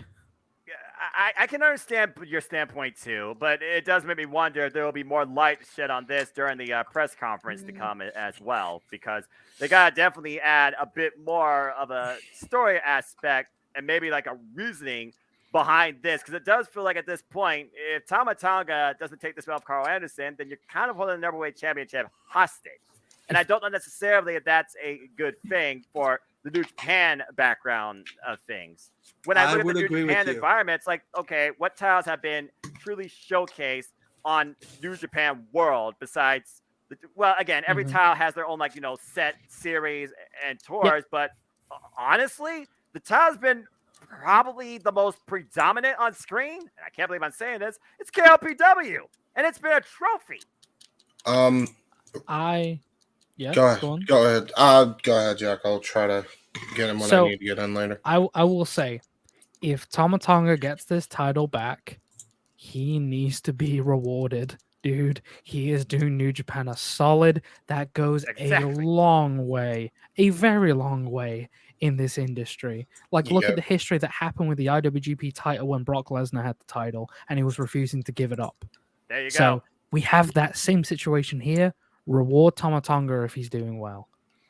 Yeah, All right. exactly. Before we continue, Okay. completely unrelated note to wrestling, but I feel I feel that this would be selfish considering my dad literally came in and told me what the fuck happened. Safety for the Buffalo Bills. DeMar Hamlin just collapsed on the field, like as we're live right now, in a playoff game with the Cincinnati Bengals. Oh my. He got a head-on collision, and the dude just collapsed. Right now, it looks like a fatal hit. I hope that's not the case. The reason I'm bringing this up now is because Noah, I know you're a religious man. My dad said somebody needs to pray for him because like that looked scary, Dad. Scary fucking bad. Concussions, blunt head force shots are no joke. No matter what sport, no matter what field that you're in. Again, it was Katsuyori Shibata that nearly damn near killed himself against Kazuchika Okada with a headbutt that cracked his head open during Sakura Genesis 2017, I believe. That's no damn joke. Yeah, he legit, like, it was a scary sight. They just suspended the game. So I don't know if they're going to continue it, but yeah, I would quick prayers on our end for DeMar Hamlin. That's a scary thing. Jesus. DeMar Hamlin, may you be okay, and may everything work out. I mean, again, health is the number one thing, no matter what sport you're in. Period. Yeah, truth. Respect. Yeah. All right. So, with that being said, please, folks, stay tuned for more on the DeMar story, and keep that all in your thoughts and prayers as conscious human beings. Again, let's all try and be better. Yeah. A majority of people, by the way, do believe that Tama Tonga will get the strap back and will finally overcome Carranza. And Kuzan, it's interesting. We talk about the Never Openweight Championship presentation as far as the story goes. Let's be more personal here. This match is literally protege versus mentor. Remember, Oh, of course, yeah. this clash is as old as time itself. It's literally mentor versus protege, and so far, the protege has yet to overcome the mentor. Does this finally be the time that the student surpasses the teacher? Yeah, and like these are things that like people always have recency biased. As soon as the pay-per-view is done, okay, what's happening next? Okay, what's happening the next day? Don't worry about that. Look back at your history. Look back at New Japan's history. The main faction that's been predominant in like since 2013. And these were the two OGs. Yeah, so like exactly. This is a homegrown Gaijin faction that has fallen apart from treachery, from selfishness, from greed. And all of that is now coming back to bite themselves, you know? Yeah. Like Tama Tonga decided that he wanted to try and take the Bullet Club in his own hands and bring on Jay White to become the new leader, which apparently they've been recruiting behind the Elite's back for like ages. That's surprising. And then now Tama Tonga and Tongaloa are getting the receiving end of that. It's so weird how it all comes back on you. But I'm really glad that Tama is like he's learning, he's becoming more mature. And like not that he wasn't mature anyway, he's a very well mannered gentleman. He knows what he's talking about. He's not stupid. He's very intelligent. Oh, definitely. When you're a dad, you know, that comes very quickly for you, especially with Tama, as like I believe he was in the military for a while. He went through a lot of bad stuff. So for him to have to face his mentor Again. and see what he's become and not really know why, because even like now all I can think of is like, oh, it's about money. And it's like, come on, bro. It's Well, gotta be Carl more would than say that. kayfabe wise, but I do think it goes a little deeper than that because I do think Carl Anderson does care about not only his protege's growth, but New Japan Pro Wrestling.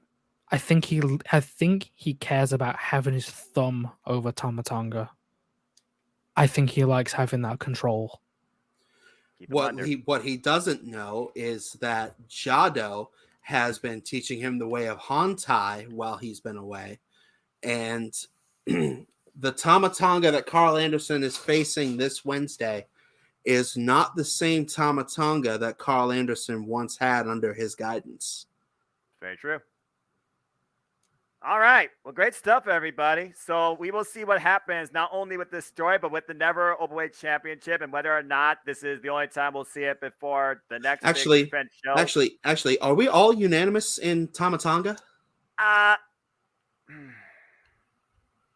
think Tama Tonga, third time's the charm. I'm going to go with that. Yeah, I think Tama Tonga is going to get it. I really do. I think it's going to be a nice reset, not only for the Neverweight Championship, but also really show how far Tama has grown and give him a new challenge. Because as we know, with the Neverweight Championship, several champions have gone on with 0D, 0 defenses, for various reasons. Yep. James, what do you think? You go first, Casey. I already went. I'm picking Tama. A lot of people are saying Tama. I think Tama. Kuzan right now, looking at the storyline, it could go either way. But James, I just found out about it. Hold on one second. You're good. So I agree with all you guys. I think you would be hard pressed to say that they aren't going to. If you need to do something, by the way, James, it's cool. Yeah. Just give me like a minute, and then I'll be able to give. Yeah, do your thing, bro. Yeah, you're good, man. We'll get back to you on that. Kuzan, what's your final thoughts as far as who should be possessing the belt? Again, the risk with Carl, the story continues, but not having the Neverweight Championship there, does that take away from the NWW presentation? Does that take away opportunity for others, per se? There's an opportunity here where the Never Openweight Championship just disappears. I don't think anyone's thinking about that. And I get it. Like, it's New Japan property. Right. These guys don't play by rules. They're in the big leagues now. They can do whatever they want. They've done whatever they want for years. Thank you for correcting that. They have done whatever the hell they want. They've just done whatever they want. Not just in New Japan, in like Impact, AEW. They went to WWE and just like they've just been all over the place. And it's like, what is happening, dude? Like, what are you doing? And the only people that know that, yeah, exactly. But like the only people that know that is Carl Anderson and Luke Gallows. You know, they're thinking about them. They don't care, really. They really don't. They care about control. They care about money, having the power over people. And I don't mean to be dramatic, but like we could literally just see the Never Openweight Championship just disappear. Well, considering you have now a new title with the NWW World Television Championship that now will be presented also on the forefront too, and the 6-man Never Openweight Tag Team Championships have kind of become irrelevant, you're not wrong. So we'll see. And KOPW now a title in itself. Good Lord Almighty. Sorry. I gotta say, if you can do it for King of Pro Wrestling, why the hell can't you do it for the G1?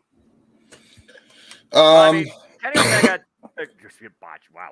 Kazuchika Okada did talk about that you don't really need the briefcase because how many times have the briefcase been a factor when it comes to that person that's going to be at Tokyo Dome? Once. When it comes to the G1 Climax champion, let them go on the Tokyo Dome. Let them overcome who beat them during the G1. And if they didn't overcome those individuals, don't necessarily take them out. Add those people in. That's what Kazuchika Okada did during his only blemish during his block of the G1 Climax, Casey, as we talked about, and we'll talk more about that later. And again, and the other thing is, what I'm talking about is have that be represented by a championship belt. Lessens the hardware load on the competitor and gets the people who are watching them ready to see them potentially as a title contender down the line. Well, I mean, they always also have the moniker in the intro, but I can Then, understand. then we're adding another belt. Isn't that a problem? Yeah, but in this case, James, I guess it wouldn't be, a permanent belt. It would be more of a belt of symbolism. I'm with you Correct. guys. Correct. By the yes. way, we'll just you guys kind of covered it all for me. I think Tom is going to win I think we tried. All right. Well, great discussion on the Neverweight Championship. Let's go. We talked about the memorial match to Antonio Inoki, why one spirit has passed on, another spirit is at his end. The end. As Kaiji Muto will have his last match in NJPW. We saw Great Muta have his last match in NJPW at the crossover with Yano and Okada against Great-O-Khan. Jeff Cobb and Aaron Hanare, where Great Muta, of course, won. We also just saw Great Muta, for those that watch Pro Wrestling Noah. This one, good grief, what a show, what a match, against Kian Strong Style, Shinsuke Nakamura. And now Kaiji Muto, who ran roughshod during NJPW at times, including main eventing at the Tokyo Dome as champion, and how fitting who he's with. Kaiji Muto, the ace, Hiroshi Tanahashi, Roughneck Shota Umino take on Los Ingobernables de Japón, Tetsuya Naito, Sonata, and Bushi. Okay, I'm just going to say this right now. When it comes to Bushi, I see him in tag matches. I'm sorry, but usually for me, he's just a fall guy, okay? I'm sorry, but that just seems to be the case. So this is interesting for me on a couple of points. We all know Kaiji Muto and Tanahashi's history quite a bit. And it seems that Hiroshi Tanahashi, he might be taking what once was Shota Tsuji, maybe Roughneck Shota Umino under his wing. When you think about these two and the spirit they present, even though Shooter was heavily influenced at first by one, Jon Moxley, Death Rider. But that goes beyond the case. Of course, Tetsuya Naito, he's been on this pursuit to get back to the Tokyo Dome main event, not only become champion, but have that big send-off where he announces LIJ's order, and pretty much that's the only thing Naito hasn't done. And he's tried every avenue possible to make that happen. Even selling for maybe being IWGP United States champion was not meant to be. So instead, we're going to go down memory lane here, where we have Bushi and Sonata going all the way back to All Japan Pro Wrestling with Kaiji Muto as president. And then, of course, you have Tetsuya Naito again. You're talking about the guy that was on the bleachers. He was a bench warmer, but also he was formerly Stardust Genius. And basically, he grew up buying a ticket to watch the likes of Muto thrill him galore to pursue being a wrestler. So that being said, this match right here just represents thank you, arigato, but also maybe a bit of see how far I've come. Now, we saw what happened during Joseph Thunder Liger's last matches at Wrestle Kingdom, back at Wrestle Kingdom 14, both day 1 and day 2. He lost both nights. And honestly, here, does a win for Kaiji Muto actually show anything? You look at this field, who needs the win to maybe set up their 2023? James, I will start with you on this. What's your thoughts towards Kaiji Muto's last NJPW match in this six-man tag? Well, I can tell you my short thoughts is that Kaiji Muto's team is definitely getting the dub. All right. I mean, I agree with you. I think Bushi's probably going to take the fall for LIJ here. I think that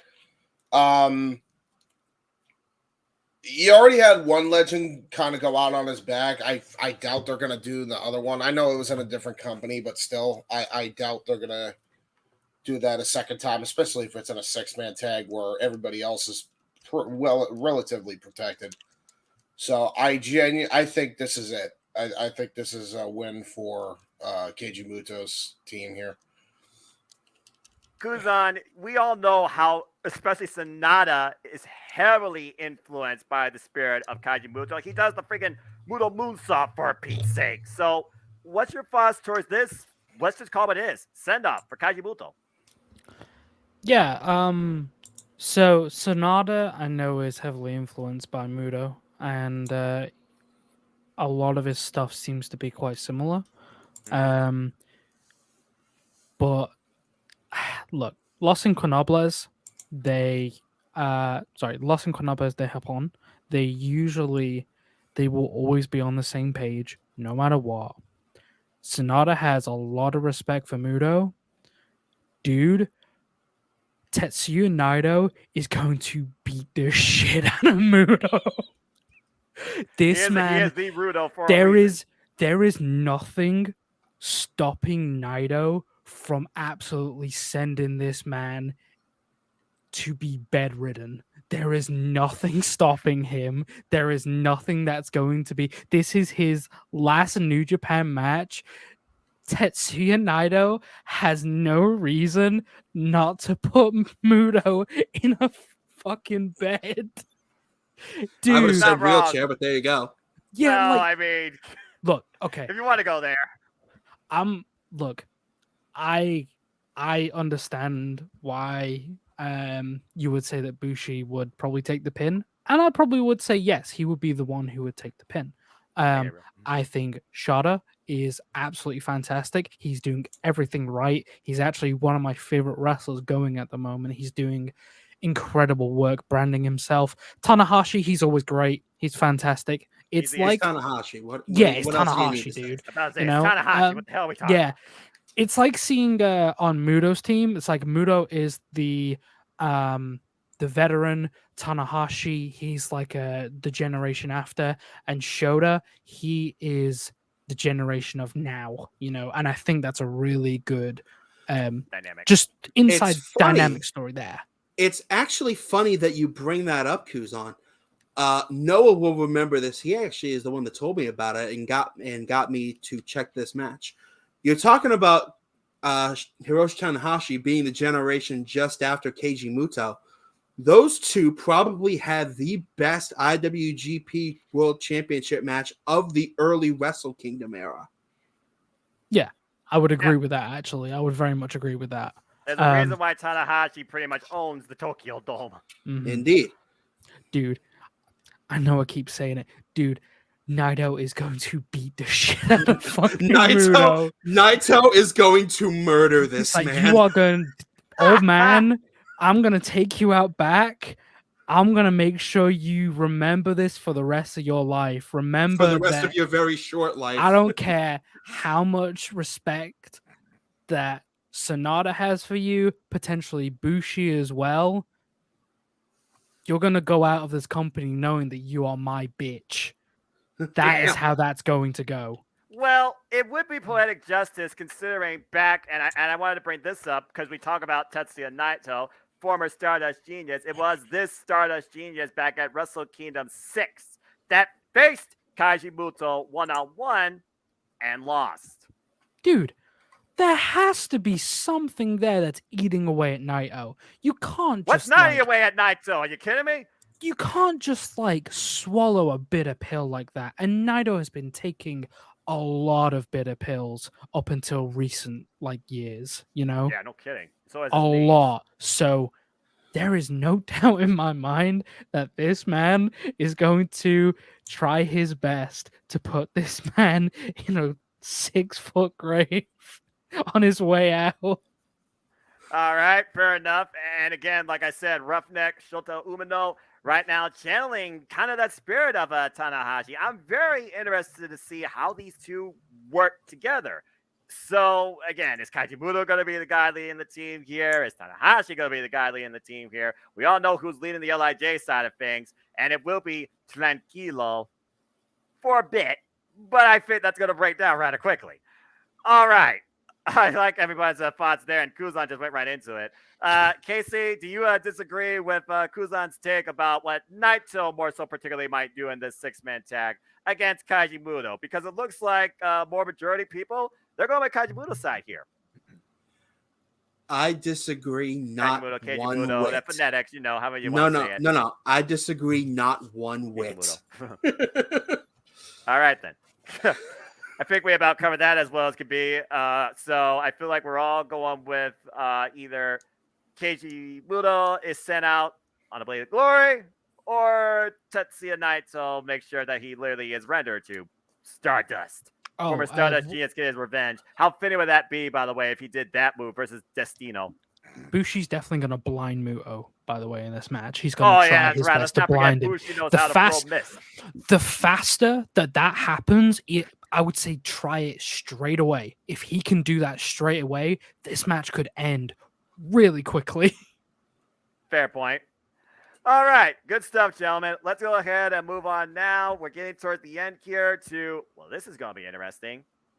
Fatal four-way for the IWGP Junior Heavyweight Championship. The current champion, Taiji Ishimori, the Bone Soldier of Bullet Club. He defends the gold against, get this, Hiromu Takahashi, El Desperado, and Master Wato. As we know, last year at Wrestle Kingdom, it was El Desperado that overcame Hiromu Takahashi. That kind of gave him that assurance that I am the champion for a reason and can be the guy to spearhead it. And then the following day during the kickoff, Master Wato got a submissions victory over El Desperado. Meanwhile, Taiji Ishimori, he finally overcame his past demon, beating Hiromu Takahashi, who, might I add, once again, won the Best Super Juniors this year, but fell short to win the championship. But this is also not the first time we've seen a four-way dance for this title at the Tokyo Dome. So a couple of things here. Could these four men surpass what we saw at Wrestle Kingdom, I believe it was 12? And can the champion come out with the gold once again? Or will Hiromu surprise us and maybe win for a, what would it be, record fourth time, I believe, the championship? Oh, all right. Why are you muted?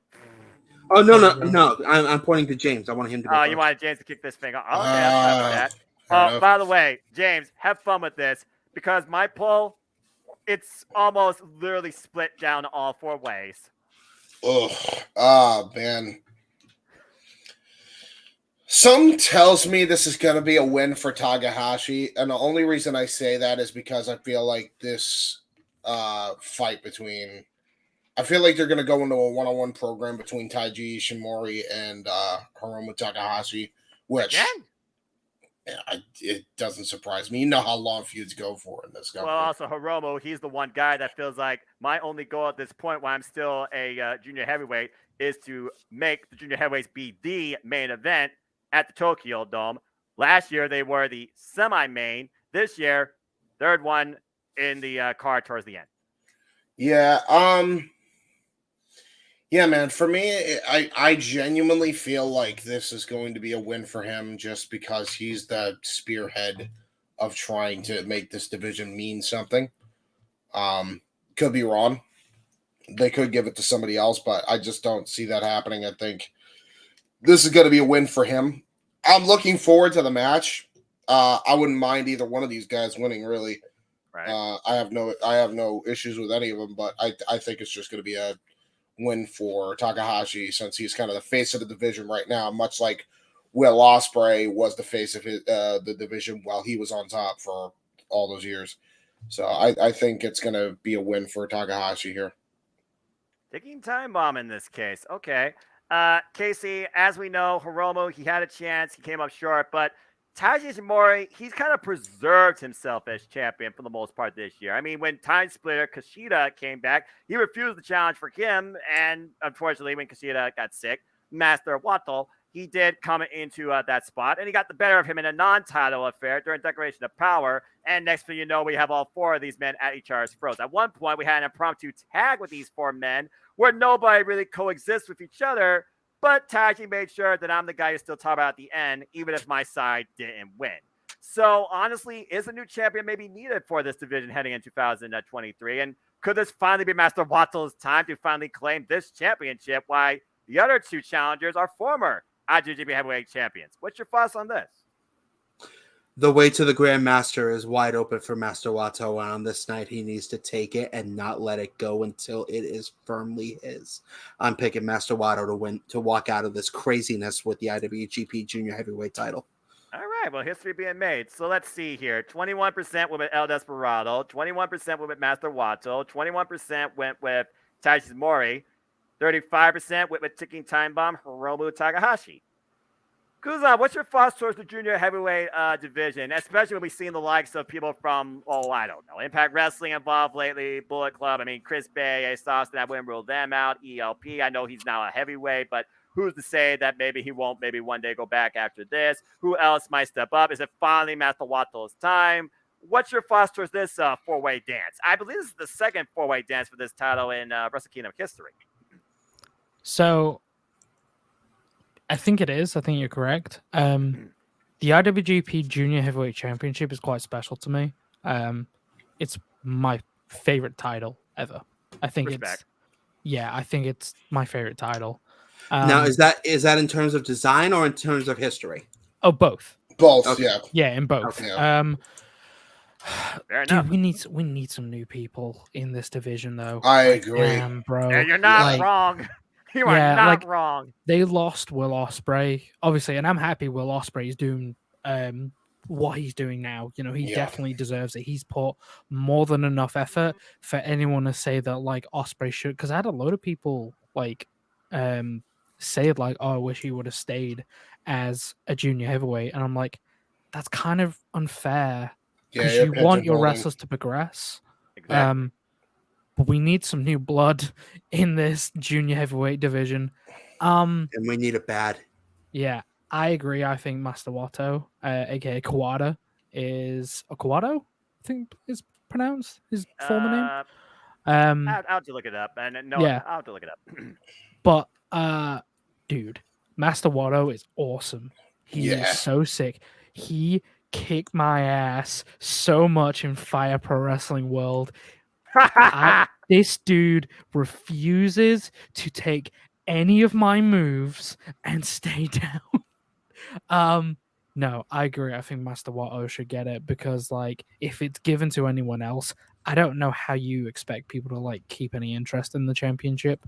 Because it's just the same stuff that's happening every year. There is stories and there's history and stuff like that, but you need new people, dude. You need someone that's gonna come in and shake things up. Yeah, I think next year, don't make this a four-way match. Don't do that again because, like, you don't need that to be a pattern. I think, honestly, there should be some kind of story for the IWGP Junior Heavyweight Championship. Right. It's only your I mean- second most important freaking Well, it should be. singles title. It's one of the But, last championships that has its, like, actual Original belt the design. same. Yeah, so... Crazy when you think about it too. Yeah, and the last one was Wrestle Kingdom 12. And as far as the announcement, name announce, Hirai Kawado? Yeah, because it ends in I think it's Kawado, Yep. so I think you were right. All right. Yeah, I agree with the majority here. James, again, Hiromu, he kind of is, let's just call it what it is. He's basically the face of the junior heavyweight division and been that for the longest time. He's the one that wants to push and excel it, I feel, the most. Why Taiji Shimori, again, Bullet Club, money, and really has not really presented this title enough, let alone really been a fighting champion. And maybe that goes to his strength. But having Master Waddle now at the front of this, I feel resets the division and maybe could lead to some new blood being involved here. So I agree with all of you. I think it's finally time for Master Wato to not only get a chance, but succeed at it. In my opinion, if Master Waddle not only loses, but gets pinned here, I feel like people are going to start losing faith in Master Waddle and become an IWGP Junior Heavyweight Champion. I wouldn't say it's do or die, but I would say right now he needs to capitalize while the While the iron is hot. hottest opportunity he's got. That's really all I got to say about that. All right. Well, we had a lot of talk. We had a lot of fun. I know we're definitely going to have a lot to say about these two matches because, once again, at Wrestle Kingdom, and that's why I said this card feels like, I don't know if I can say it's going to surpass what Wrestle Kingdom 12 did, but it's going to be pretty damn close, especially with this. Here we go, gentlemen. IWGP United States Championship. Will Ospreay defending against the inaugural IWGP United States Champion, Kenny God Omega. Where the hell do we begin with this? Considering that these two have only had one other singles encounter, but you listen to both interviews, there's a lot of similarities in what they're saying. They both feel that the other has a bit of insecurity per se, but also are out there to prove something.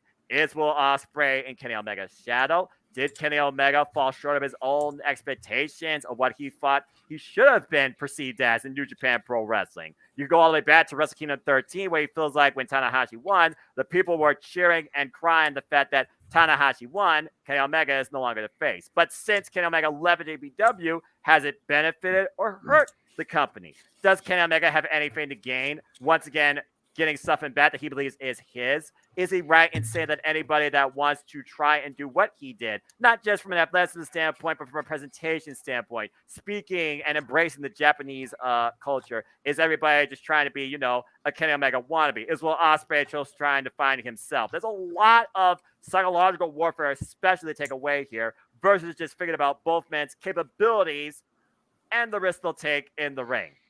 And with that being said, Kuzan, I'm kicking you off for this. What's your thoughts towards this match, and who should be IWGP United States Champion for 2023?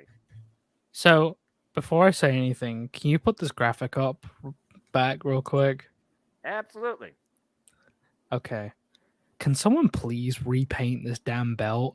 I swear to God, since Kenny brought, as soon as they debuted this belt, the white strips and the red stripes in that championship need redoing. Someone please do something with this belt, man. It is such a gorgeous title. It is so beautiful. It is so nice. It is so difficult to get a red leather championship to look nice, and Fair point.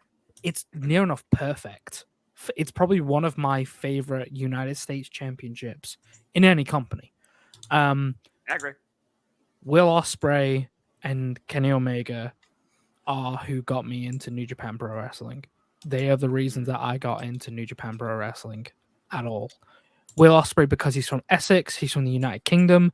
He started off as a junior heavyweight, and he ended up joining up with Chaos. That's a really good way to start someone off, like a good story. Invited by Kazuchika Okada himself. That's crazy. That's the ultimate my career mode scenario. That's insane, and the career that Will Ospreay has currently is nuts. He's doing incredible stuff. And to be honest, I don't know how much he's got left to give to New Japan. Because obviously I want him to do more and more and more. And I love seeing him in New Japan. But I don't know after this what else he's got to give, honestly. And I know that sounds a bit dramatic, but I'm wondering if this match is here more for Will Ospreay than Kenny Omega. Kenny Omega is, without a doubt, currently my favorite wrestler of all time at the moment. He is the embodiment of everything that I love. I am an absolute weeb. I love manga. I love Japanese games. I love his style. You love Street Fighter. I love Street Fighter. Hey, that's not that big. Nothing wrong with that. I think Kenny Omega is the perfect embodiment of what a professional wrestler should be. Yeah. And I think this match is probably going to be the match of the night, without a doubt. I remember watching Kenny Omega versus Chris Jericho and going, why is Chris Jericho here? What's going on? Oh my God. It's crazy, Yeah. Really quick, Kuzan. I know we have the one religious guy. I know we have the one religious guy in the chat here right now. That you say this match is going to be match of the night. Well, I say, let the church say amen. No, I absolutely. If you're not gonna watch the full pay-per-view of Wrestle Kingdom, This should be the match, yeah. this is the match you should watch. Absolutely. Especially if you don't know anything about NGPW World. Exactly. Kenny Omega, I think honestly, since he's left New Japan Pro Wrestling, I think he's not just personality, but in the style, he's getting older now. He's getting more worn down, but that doesn't mean he's not an impactful competitor. So I would be really, I would be very interested to see how Kenny Omega performs in a singles match again, because it's been a long time since he's been in a really good singles match. In terms of the United States Championship, does it need to be here? No, but it's really good that the championship is on the line, that Will Ospreay put it up on the line. I don't even think Kenny Omega even asked to put it up on the line. He just During went, that video, he didn't know. no. Let's not forget why this match is even happening in the first place, gentlemen. These two have been shit-talking each other for like the past 6 months over who is the better wrestler. At one point, a cease and desist was put in place. And I now didn't know that. yeah, and now Will Ospreay has decided to sweeten the pot and push himself to the absolute limit by putting the one title he might value more than the IWGP World title This is Kenny's belt. on the line. This is This Kenny is Omega's Kenny's championship. This is Kenny's belt, and that's why I think Will Ospreay values it as much as he does, As a Canadian. especially at this particular moment. It's a Canadian and a Brit fighting for the US belt, but it was created by a Canadian, and right now the Brit he's been shit talking holds it and is rubbing his face in it. Yeah. And also yeah. to put more perspective on this, Will Ospreay has said verbatim he kind of wished that this was the Intercontinental Championship because he wanted to raise the Continental Championship up and above the prestige, if applicable, of the former IWGP Heavyweight Championship, because he feels like, honestly, the Intercontinental Championship could truly be the title that people want to see, the must see, the must go after. And predominantly, Will Ospreay with the IWGP United States Championship has been the more focal, fighting, visible champion this past year. He had over 50 plus singles matches, and some of them involved this title per se, when he finally got the daggone championship. Let's not forget, originally the IWGP United States Championship was under some weird vacate. Yeah, and Noah, that count of 50 plus matches is just in New Japan by itself. Exactly. Yep.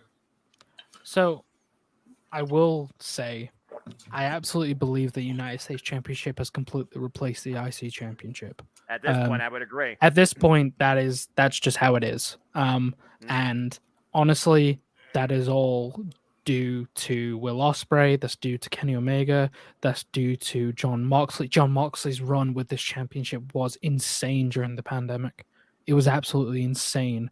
Honestly, I feel like it only lasted as long as it did because of the pandemic. Had the pandemic not happened, Kenta probably would have beat him on Strong for that title. And yet, on Strong, when he finally got the match, Kenta fell short. It was Lance Archer who took the title off of Jon Moxley. Then Lance Archer lost the title to Hiroshi Tanahashi, and then you had the fallout program between him and Kenta. Tanahashi wanted to restore pure wrestling in the name of this title. And then Sonata. This was Sonata's first ever singles championship. And then he had to vacate it due to injury, where once again I said when this title was finally being redefined, Sonata and Will Ospreay were fighting for it, and Will Ospreay won it and has had it ever since. I will say there is not a lot that gets me excited about wrestling at the moment. Having Kenny Omega come back, even if it's just for one more match in New Japan Pro Wrestling, it's got me really excited. And this is probably going to be a match I'm going to watch quite a few times afterwards. This is going to be a match to remember, gentlemen. And again, you look at the context of both their interviews. Again, the aspect that both these men, they're doing it for the professional wrestling fans. It's going to be one of those matches that's up there that you think it should be the main event. It's definitely the most recognizable for all of us here on the Western side of things. That's why when you go to NJPW English page, this is on the forefront. Mm-hmm. Yeah. So, again, though, I just look at it like this. What does either man have to prove to each other in this match and then afterwards, too? I mean, again, Kenny Omega, he says, you're just borrowing this on loan for me. I want my property back. Will Ospreay, he believes he truly is the best professional wrestler on the planet. But when we look at the dynamics, is Kenny Omega maybe more right on his side of things? Kenny Omega not only won the G1 Climax, he did go on the main stage of the Tokyo Dome to face Okada, did fall short, but eventually he did beat Okada where it mattered the most for the title. While Will Ospreay, for his first time finally making it to a final, he fell short and used everything possible against Okada. Casey and I called it, including a friggin' V-trigger and attempted to use the One-Wing Angel. Wasn't that match where Will Ospreay was trying to find himself, and since then he's like, okay, I know who I am. But then he came to AEW with the United Empire, and once again, we finally see the two face to face, and he was reminded of, okay, maybe Kenny Omega is this black shadow, not just for me, but maybe for New Japan. Why else is this match happening? Because Kenny Omega during the video was like, I didn't really care much about this match, but for the fans, I will save your company. I will change the world once again. And when it comes to Kenny Omega, change the world is probably the most important three-word phrase you could think about connected to Kenny Omega, because no one understands Kenny Omega. I feel like sometimes Kenny Omega doesn't fully understand Kenny Omega, but listens to himself more often than others, pure judgment. And you know Don Callis and Lord Gideon Gray are probably going to be there for intros, if not to maybe be partners. What does this mean Don Callis will be on commentary? There is so much context alone in this match without the title even in picture that I'm like, this match right here feels bigger than professional wrestling and could redefine both men's career forever. And right now, a majority believe that Will Ospreay will retain. James, which is believable. James, do you believe that as far as the context of who needs the win more here, there has to be a legitimate decision. Does Will Ospreay need the win more because you still see him being around for the long haul for New Japan Pro Wrestling? Like Kenny Omega, is this just a one-off special, or could he once again be not only IWGP United States champion, but showcase defending that title across both AEW and NJPW? No. I think Ospreay is the guy for New Japan, at least on the U.S. side of things, or the English side of things. I think they're gonna keep the belt on him for a majority of what everybody said. I think Ospreay is too essential for them right now at this current point. Omega is more essential for AEW and everything they're doing, and I think that just be. While it would be cool for Omega to win a U.S. title and defend it, and it's not like that hasn't happened with Moxley and Archer and all these other people, I think that it would be a conflict of interest, at least right now. And keep in mind, this might not be the only time they fight this year as well. I mean, there's Forbidden Door, there's King of Pro Wrestling coming up. Like, there's other pay-per-views that could have this. Dominion. Dominion. Like all these places that they could fight until then. I don't think this is going to be the only time they fight, but I think as far as this match goes, I think Ospreay's got to get the one up on Omega, because I think it's going to be a whole bunch of things. I think Young Bucks are going to win the trios titles with Omega as well, and they're probably going to do a rematch between the United Empire and the Elite as well. Keep in mind. Yes. So there's many ways I'm sure they're going to go with it between AEW and New Japan, but to start it, I think this year Ospreay has to get the definitive W. I will agree with that, but not for any of the reasons that you listed, valid though those are. Mm-hmm.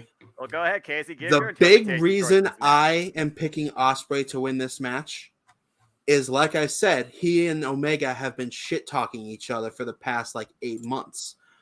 Omega is the established talent in this match, whereas Ospreay, he feels like he has something to prove here to not just himself, not just to Omega, but to the wrestling world at large. Will Ospreay, after being slighted and dragged around by his title belt strap, quite literally in the case of the G1, has a chip on his shoulder that I don't think I've ever seen him have ever before. The closest I can probably think of is when he was going up against Okada for the first time at Wrestle Kingdom. What was that, 14? Was that 14 or 15? I mean, yeah. if you're talking about first time Wrestle Kingdom, that would be Wrestle Kingdom 15, and that was semi-main event. Yes. So Will Ospreay feel? No, it's okay. It's okay. I'm almost done. So it is put up or shut up time for Will Ospreay, and I believe he is going to put up something we have not seen from him before. He is going to surprise a lot of people with this match coming up on Wednesday. And I, for one, could not be more hyped. Well, again, Kuzan, as you alluded to earlier, Paula Okita, and thank you, Paula, for tuning in. Appreciate also your takes, and again, apologies for my phonetics. She definitely has the same level of excitement and kind of and the same outlook as you. Again, when it comes to even recognizing New Japan Pro Wrestling existed, I would think for most people, especially here, it was Kenny Omega versus Kazuchika Okada at Wrestle Kingdom 11 that made you realize what the hell is this and who the hell are these two, particularly this man. So, Kuzan, I believe you were having something else that you wanted to add to Casey's standpoint. So go ahead, the floor is yours. The one thing, it's just like a loose point, and you can take it or leave it. So there's one other person that's affecting this whole thing between Will Ospreay and Kenny Omega, And that is? and that's Kota Ibushi. Kota Ibushi got demolished by Will Ospreay and lost the IWGP World Heavyweight Championship to him, Right. from what I remember. Yes. I think he literally, Omega's... he was the guy that took it off Kota Ibushi, who was the inaugural champion when this title Exactly. was made the thing. I think Omega is still super sour about that. He might not have mentioned it. I'm pretty sure Will Ospreay has mentioned it. I'm pretty sure he has mentioned it during an interview when he offered to put the championship on the line. I think, honestly, Ospreay is in Omega's head. Omega might not realize it because obviously he's the more experienced, more of the veteran here. I think Will Ospreay, honestly, I think he knows in himself. It's like, I've got your number, Omega. It's like, I've been dogging you for years and you haven't even known it. And you've come to me. I didn't come to you. That's a really good point. That's really personal for Omega, even if he's not thinking about it. But I will put this forward to you. Go ahead, Casey. If I did Ospreay- think about some of their history as well, but go ahead. Yeah. And there's another person's history that we need to consider here as well. If Ospreay comes out of here with the win, how long before he goes back after Okada? Do you really think Ospreay wants to re-pursue that? Not maybe not straight away, but you know that loss in the G1 final is still taking up space in his brain and his heart. At some point, it's not going to be right now, might not even be this year, but at some point down the line before his career is over, Will Ospreay is going to take one final shot at the Rainmaker. And I guarantee you he is going to come up big. I also want to allude you to this point, Kuzan. The last time that Kota Ibushi and Kenny Omega were both involved on the same stage of Wrestle Kingdom was Wrestle Kingdom 13. In the opening match, it was Will Ospreay taking on Kota Ibushi for the Never Openweight Championship. And not only did Will Ospreay win, he concussed the guy to the point he was not in the corner of Kenny Omega during that main event that same night at Wrestle Kingdom, where Kenny Omega defended the IWGP Heavyweight Championship against the Ace of New Japan, Hiroshi Tanahashi. And it was the last time we've seen Kenny Omega on NJPW. However, you want to talk about singles matches. You're saying the last one wasn't since Full Gear back in, let me get my years right, folks. Give me a moment here. 2021. He just had, I would call it a singles exhibition. You call it a warm-up? Get this. On AEW Dark a couple of weeks ago against recent, I would say, excursionist Hagane Shino, a friend, of course, our Hikaru Shida. And at one point during that match, he said, "You are not Will Ospreay. You are not Ibushi." So there is definitely a level of psychological warfare there, but Kenny Omega is definitely prepped, I feel, to do this match. Now, you guys talk about Will Ospreay needs to win. In order for Will Ospreay to beat Kenny Omega, he has to not rely on people of Kenny Omega's past. He has to do something that Kenny Omega has not seen or does not expect. Remember, it was literally the United Empire versus the Elite in the Trios tournament. That was the first exposure since their singles account a long time ago that Kenny Omega and Will Ospreay, since this tie rating, finally got in each other's faces physically. I was there in Cleveland Live last year in August when these two first had their first verbal banter, and Kenny Omega basically made Will Ospreay look like a immature child. So at this point right now, yeah, this is the ultimate battle of pride with the IWGP United States Championship. playing as accessory. This Yeah. match is going to define, more particularly, Will Ospreay's future, I feel like, in my opinion, versus Kenny Omega. Change the world, change your career, change the perspective. There's a whole lot more to this match than we honestly can talk about, and we've been talking about here. And that's what makes it so unbelievably unpredictable and exciting. Not just the quality of the two athletes. And it's insane to think about. And again, semi-main event.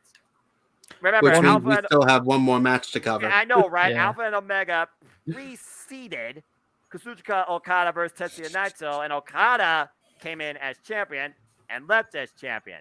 Now, for the first time ever in his career, where at the end of the day, Jay White might say, "You got this match with Kenny Omega and Will Ospreay because of me. You're welcome." Has everything that happened literally since Jay White came back from excursion and came part of New Japan Pro Wrestling, literally because of him, as a domino effect. You tell me. Well, for the first time ever in his illustrious career, he comes into Tokyo Dome as the champion. Now we're going to see once and for all if he finally leads with it. But you talk about changing careers. What do I feel like after this match, regardless, Jay White's career is never going to be the same again? Just saying. As the IWGP World Heavyweight Championship is on the line against last year's G1 Climax champion, Renmeka Kazuchika Okada. Gee, I wonder why you think Jay White's career will never be the same after this match. Well, considering this show is, again, a memorial to Antonio Inoki, and I see one person here wearing a towel that symbolizes Inokiism spirit more than anybody else in New Japan Pro Wrestling the last decade plus, including his stance and phrase, I'm just saying. And honestly, I feel like people forgot Jay White probably was champion because he more so has been working in NWW strong, and really his presence in Bullet Club has influenced more so the industry versus the man himself. I mean, the last time he defended this title again was Declaration of Power against Tama Tonga. But honestly, Jay White, he's kind of had Okada's number. It's 4-1, including at the Tokyo Dome. It was back when the True Rainmaker returned at Wrestle Kingdom. What was it? 13. The number 13. Yes, thank you. That Jay White got the win over him in extremely quick fashion. And then when Jay White made his return, he took this very championship from Okada in quick fashion. Blade Runner, sudden impact, face first. Okada does not kick out of 3. Only one person, to my knowledge, has ever kicked out of the Blade Runner, and that was the Golden Star, Kota Ibushi. And ironically, in that match, Jay White came in as challenger, and not only did Jay White lose, it was the longest match in Tokyo Dome history. 47 minutes. So Jay White now coming in as champion in the main event against Kazuchika Okada, the guy that's virtually has owned the main event spot the better part of the last few years at Wrestle Kingdom. Although the last and time admittedly, rightfully so. Well, yeah, it's Rainmaker Kazuchika Okada. Who's going to argue? I mean, again, at last year's Wrestle Kingdom, he not only won January 4th, he won January 5th back-to-back nights. January Wrestle Kingdom 15. Semi-main event, he beat Will Ospreay. Wrestle Kingdom 14, won the first night, lost the championship in winner takes all, both titles against Tetsuya Naito. Jay White, though, the last time he came into the Tokyo Dome as champion was Intercontinental champion, and he lost out on that, wasn't even the main event. So has Jay White's run as IWGP World Heavyweight Champion run its course? I remember talking about this with Jargo. It seems the constant in New Japan Pro Wrestling for balance, for stability, for the face of your company, more so over has been, for the better part of the last decade, Kazuchika Okada. So that being said, at the end of this night, will we hear Okada send us off in Inoki fashion once again as IWGP World Heavyweight Champion? Casey, you're first. It's the first Wrestle Kingdom without Antonio Inoki. I understand you probably want to set your new direction in straight away, but but as much as I hate to say it, because I'm a huge Jay White fan, you've got to have that one last I'm gonna make it rain for Inoki before you set in your new direction. Mm-hmm. Yeah. James, anything to add besides that? And if Jay White loses, remember, the last time Jay White lost in this spot, as challenger. His post conference, interview, the man broke down crying to the point we thought he was either going to retire or go to WWE. What's Jay White's future regarding this match, you think, in defeat or victory?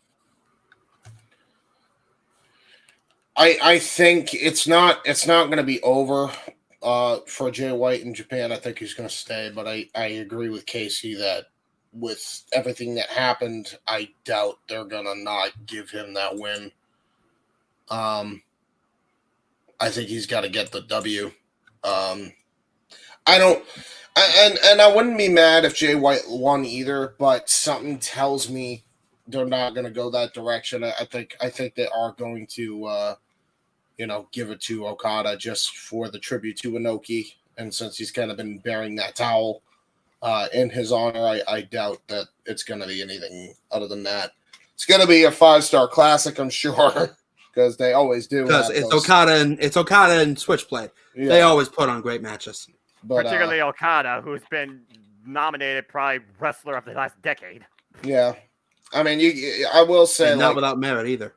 Okada, it's not often that you have a wrestler. I can't remember the last time a wrestler has had 3 generational rivals that have been money making in some regard in years.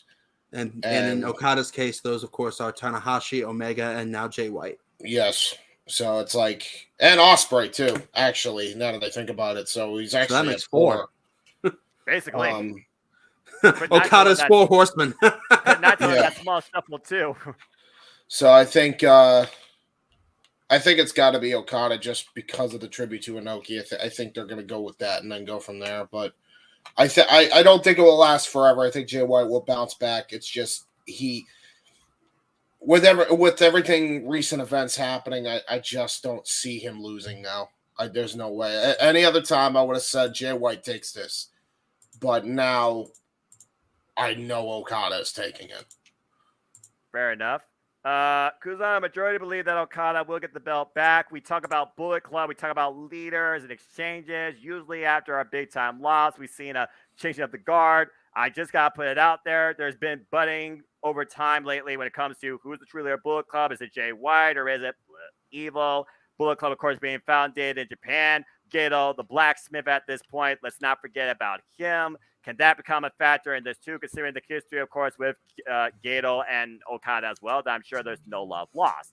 But as far as this Wrestle Kingdom, it almost feel like this match is maybe being downplayed to the point, okay, it's in memory of Antonio Inoki. Okada has to win this. And does that maybe add to people's suspicions of belief that regardless, Okada's going to win this? Even before Inoki's passing, was Okada already just, penciled in to once again be IWGP World Heavyweight Champion as they enter their 51st year? What's your overall takeaways for this main event match to close Wrestle Kingdom 17, January 4th? And based on the events of this match, does that come into a factor maybe for the next day of Wrestle Kingdom to come later on in January?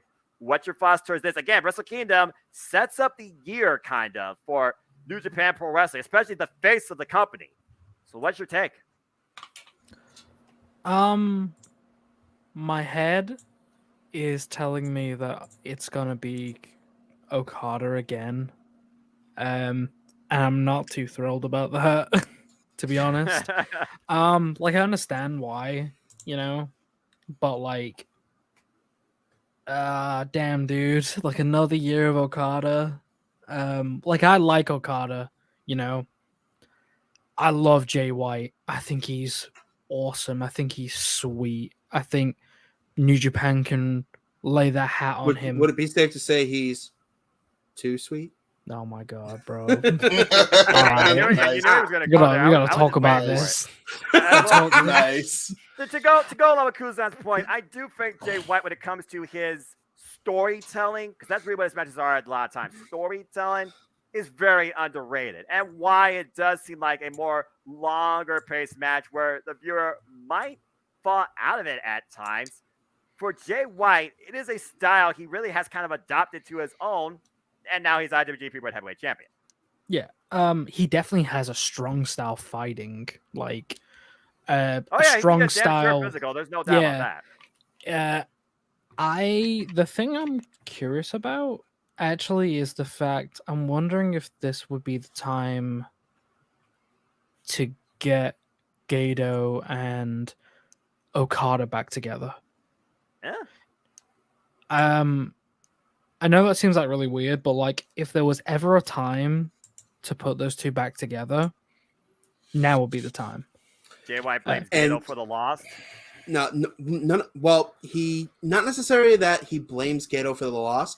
You think he's gonna, but then out comes Evil to usurp Jay White, and Gato steps in because as much as he is Bullet Club, Jay White has been his meal ticket. So if Evil takes over Bullet Club at Wrestle Kingdom, which admittedly I don't really see happening, because not that it wouldn't make sense, but Wrestle Kingdom is kind of like this one event of the year that, and I hate to use this phrase, is too big for something like that to happen. Especially in the main event. Yes. I understand. So I kind of see where Noah's coming from, but my brain would say the time to get Geto and Okada back together would be when Evil comes to take over the leadership of Bullet Club, whenever that happens. Fair enough. I think that's like the only interesting thing I have about this. Obviously, this is going to be a great match, Right, but yeah. story-wise and what the future holds, like I don't know if this. I don't really. Either choice is just kind of safe. It just seems like a super safe match. Yeah, definitely. Obviously, it's going to be a really good match. Right. But like, I don't really know what to say other than Okada will win. Cool. How many times has that happened now?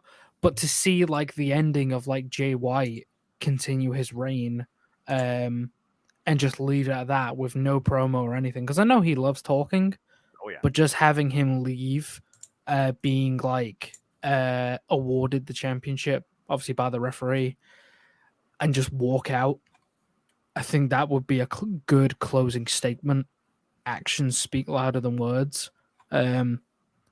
So I think then going into New Year's Dash, that would be something to play on. You know, I think there could be like a whole new story to play on after that. Again, New Year's Dash sets up stories. We saw what happened last time. Jay White lost in the Tokyo Dome. He ended up getting a renewed spirit thanks to the Stone People, Tomohiro Ishii. Beat the daylights out of that guy, and they had a hell of a singles match during the New Beginning, I believe it was at the time. They named it so many different things. I also think about this, though. The last time Jay White came in as the champion against the Rainmaker, James, damn you, you saw live at G1 Supercard, and you saw what happened. And we literally are looking at the same position, only this time, times 11, it's freaking Wrestle Kingdom. Okada won back then. So, again, it's hard to bet against the Rainmaker, especially in the Tokyo Dome. And especially with a tribute to Antonio Inoki. That just further adds to if you were to place your bets, and I'm not a betting man, I'm a simple man. I don't gamble. If you don't bet leave that shit to me. Well, good luck. If you don't bet on Okada here, some would probably call you crazy. Plus, if Jay White won, imagine people leaving in droves. Guys, I've heard so many times when Jay White wins, like, hey, where you going? Where you going? And again, this is the first time the crowd will be audible. So we're finally going to really see how the crowd interprets Switchblade Jay White and Kazuchika Okada in this spot. And considering, again, Tokyo Dome, Japan, Rainmaker, Antonio Inoki tribute, I think I have a pretty good feeling where the crowd is going to put their favoritism towards. So, yeah, I'm with y'all. It's hard to bet against Okada. He is the standard. He's the face of the company. He is the franchise. Nobody owns the industry more than this man when he does that pose and the Okada dollars fall. It's got to be the Rainmaker that ends Wrestle Kingdom as IWGP World Heavyweight Champion. And what that means for Jay White, whether it means that Bullet Club no longer believes in him and someone else takes over, shades of so many times before, or he comes back once again after a bit of excursion, time away, redefines himself a whole different way, or fall out with Gato, or shows up in a whole nother different company. That will remain to be seen. But I do think New Year's Dash will end with some sort of tag team showcase with Kazuchika Okada, the Rainmaker, as once again your IWGP World Heavyweight Champion as the 51st year of this company begins. Whew, good Lord Almighty. And again, that's Wrestle Kingdom January 4th. But again, there'll be another Wrestle Kingdom some point later in January. No idea what could happen. Maybe there'll be a tease to what's to come during Wrestle Kingdom this Wednesday, like they did with Pro Wrestling Noah, literally taking over. Oh wait, they're doing 2 nights and they're announcing it later. Here's the thing. Yeah, what they decided to do this year, they are going to have a second day of Wrestle Kingdom, but it's going to be January 21st in the Yokohama Arena. Nothing else has been announced. Wow, that's weird. All right. Tell me about it. It's That's weird. really weird. It's weird, but it's not entirely without precedent. Yeah, fair. They did something similar to this last year. I think Noah remembers that pretty vividly. Yeah, there was literally 3 straight days of Wrestle Kingdom, though. Not one day in the daggum middle of the month. Dude, I'm all for like more story development and all that, but for how long these shows are, man, like I can't do like 8 solid like hours of wrestling. It's too much, you know. Like I don't want to be that guy to be like the negative Nancy, but dude, like it's hard. I don't need a like Lord of the Rings novel or Lord of the Rings like trilogy every week. I don't need it, you know. Can I ask a question, right? Go And ahead. like I know you're wrapping up. I apologize. No, you're fine, man. This is basically open form at this point. Every year, someone always interrupts the champion at the end. Yep. Every year it is happening. That usually sets up the first challenger. Who do you think would interrupt the champion? Let me see. There wasn't an interruption, ironically, at last year's Wrestle Kingdom. It was Wrestle Kingdom 15 where Kota Ibushi was interrupted by one Sonata. You try and figure out who could confront Kazuchika Okada first. Oh, well, actually, no, I take that back. There was somebody that did interrupt him, and that was literally Tetsuya Naito. But do you run that back again? Is it just the same old never-ending story, or do you get somebody else as a president? Honestly, at this point, because Minoru Suzuki has made his intentions be known, I give it to him. I say Minoru Suzuki. Because why not? Back in the New Beginning, he literally had one of the most influential matches in New Japan Pro Wrestling history against Tanahashi. And that was the match that motivated Jon Moxley to want to be involved in New Japan Pro Wrestling and face the Ace in the first place. So I'm going to say the King. Fair. Absolutely fair. Yeah. Unless you got a different idea, Cruz, I'd love to get your take.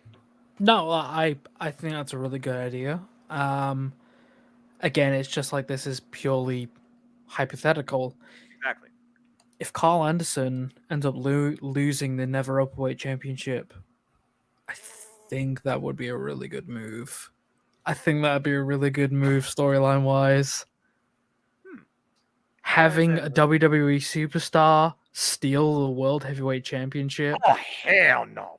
Dude, I'm just saying that would be a really, really good story. It definitely would be a story where people would be like, what the fuck? But exactly. Well, I'm telling. Well, again, that would mean a lot of good things, though, because that means the companies AEW, WWE, and New Japan are all working together. If something like that were to happen, though, so that's not we need that in this industry. Yeah. So collaboration goes towards the longevity of the. And don't get me wrong, I'm not saying like you do it all the time where you're collaborating all the time, but like no. Yeah, no, I think what Kuzan's saying, a WWE guy taking the championship would be nuts, Yeah. Well, I mean, again, James, you go back to fantasy booking. We did the fantasy booking for Forbidden Door. You basically summed that up to a T with your card, with your main event. So, I mean, look, again, if 2022 didn't give us nothing else to take away, it is a simple phrase: never say never when it comes to anything you think can't happen in the wrestling industry. Right. I rest my case for Vince McMahon retiring. True. Yeah. And honestly, the industry hasn't been the same since. And that's a good thing. But with that being said, we're done with Wrestle Kingdom for now, guys. So again, great job with your picks and predictions. Thank you to those that have filled out the form. Continue filling out the form. Continue, guys, changing your predictions if you want. Again, predictions I always know are subject to change. With Wrestle Kingdom, though, I'm pretty sure the card is not subject to change. Not this soon. So we are in for a hell of a show. And Kuzan, you know as well as I do, including the daggum kickoff, this is going to be at least 5.5 to 6 hours long, too. Please, Yes. God, no more wrestling, bro. No more wrestling. I love my wrestling, but Well, honestly. I mean, hey, we already have Pro Wrestling NOLA. AEW Dark Elevation did its thing. Monday Night Raw's doing their thing. Tomorrow you have AEW Dark. Then you have WWE NXT, and then you have Wrestle Kingdom. Bro, just give me DDT Pro with Dino, the gay anal champion, just going through Cyber Agent. That is all I need. I don't need any more, man. Well, The gay anal champion. That, Do I he's the want to gay know? anal champion. Yeah. Do That I is want to legitimately the know? championship he has. Casey, just look it up on Google. Actually, watch a Deadlock pod. I'll send you the yeah, I'm about to say the Deadlock Pro Wrestling, Capital Championship Wrestling, DDT Pro, Gato Pro, Stardom. The Diana Colors. There's so much damn pro wrestling. JTO, so much damn pro wrestling. Okay, even I can't keep up with all of it, but damn it, I certainly tried to. Then again, I watch wrestling 6 days a week because I'm crazy. But that being said, great job, gentlemen. Good luck to all of you. Hope everybody enjoyed the video too that watched this on live or on demand. Again, we went as long as a Monday Night Raw almost. Please like, share, comment, tell a friend. But it's been a lot of fun too. If time permits, maybe Saturday we'll come together for a review, just for the heck of it. Talk Yeah, about why this not? first Sounds good. week in New Japan I'm cool Pro with it. Wrestling and see what came across during Wrestle Kingdom, who showed up, what was set up at New Year's Dash, and maybe more to follow. Because someone tells me this first week in New Japan Pro Wrestling is going to be very, very, very newsworthy. I'm just saying. But that's it for now. So before we conclude, James, Casey, Kuzan, a pleasure. Let's go ahead and find out where people can find your creative minds and further engage with you on your content too. James, man, what you been up to? What's to come? Where can people find you? We got 2 more watch parties coming up this week. Depending on how things are working out, I'm looking to do a watch party for the season premiere of Dynamite, which is going to be on Wednesday. Oh yeah, that's right. That's also Wednesday, Kuzan. Yeah, there's a lot of fucking wrestling. So we're gonna see how that looks because everything seems to be coming together there. Everything, everywhere, all at once. Yeah, right. Oh, good exactly. film. Nice one. Good callback. So yeah, I'll be doing a watch party there. Everybody on the Discord that's there is welcome to come on and watch some of the wrestle. And we'll be doing Wrestling. Friday. We'll do Wrestling. Friday. We're about wrestling, people. Wrestling. We'll be doing Friday as well for Rampage as well. So it will be Dynamite and Rampage, and that'll be the last one definitively, finally, if we can even get to this one, only because if I somehow am better by Wednesday, we're going to plan on doing an Indie Force. Mike, Nikos, Michael X, Casey, and I, we're planning on doing an Indie Force to kick off the year. So we'll see how that goes. But yeah, that's basically nothing tentatively lined up as anything else that we have done over the last year. You can check that out. Stay tuned for the open mic night highlights by themselves that will be airing as a simulcast on Jeff Meacham, JJ Williams, Noah Foster, and I's channel all at once. Be on the lookout for that one. It should be dropping at some point. We're just trying to converge and make sure that Jeff and JJ upload their videos. Noah and I had so many. That still is not all of them. I think about when Mikey said Owen Wilson, and I couldn't say animator or whatever. Yeah, there was some that just didn't make the cut just for time's sake. But yeah, I figured that. It will be released. All of the highlights are going to be released on at some point. Just stay tuned for that. Otherwise, nothing tentatively on the schedule planned as of right now. But we'll see what the future holds. All right, good deal, man. Casey, it's always a pleasure talking New Japan Pro Wrestling with you, my friend. I look forward to further engaging with you on the big event shows. Maybe we'll make that a constant for the year 2023 as well, once we know their big event schedule, which, as we know, they always break out at Wrestle Kingdom. Curious to see what tours they have, what they're called, where they go, and what could be coming across New Japan of America. But again, that's still further ahead too. But anything you want to plug or promote, where can people find you? You can find me on the Dead Emo Birds site at CTroop19. You can also find me on YouTube. I know what he's talking about. I thought that bird was blue, not purple or black. Hey, I don't know. Actually, actually, emos can have light blue as well. That's pushing it. Anyway, continue. I've seen it. you can also find me on YouTube. Channel name is Luke Lynch. Subscribe to Infinity Works. It's not Studios anymore. What Infinity Works. Infinity Works. Sorry, Insanity Works. Yeah, I'm confusing Insanity Works and Infinity Look, Entertainment. He's been talking New Japan Pro Wrestling for the last 2.5 hours. That's fair. That's fair. Insanity Works Incorporated. Thank you. There you go. Yeah. It was something of that nature. Subscribe to Insanity Works Inc. under the channel name Luke Lynch. We're also on Twitch, Luke 12 Lynch, and Tumblr, same thing. Tumblr. If you're interested in that, there ain't much there, but what is there you can take a look at and tell me how much of a cheese I am. All right, fair enough. Kuzan, again, my friend, it's always a pleasure talking Japanese pro wrestling with you, male or female wise. I'm still wondering again if it's not Mercedes or Trinity. Does somebody outside the Star ecosystem that surprises us, or even a new face or a veteran, confront the IWGP Women's Champion? We'll talk more about that though when it happens. Again, I still say this week's going to be very noteworthy for New Japan Pro Wrestling. But anything you want to plug, promote, where can people find you? So obviously you can see from my avatar, I do VTuber stuff. I am on at twitch.tv/FirelordKuzan. Currently, as of today, I've just gone through WrestleMania 15 with Mike and Nikos. Nice. And I've got to go through SmackDown vs. Raw, the first game. Again, I'm going to go through as Charlie Haas to get the WWE Championship. That's going to be horrible. Push Charlie Haas, you cowards. Do it. Oh my God, you all are freaking crazy.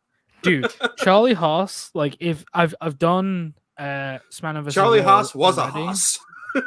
I've done SmackDown vs. Raw already. James was there when we did that.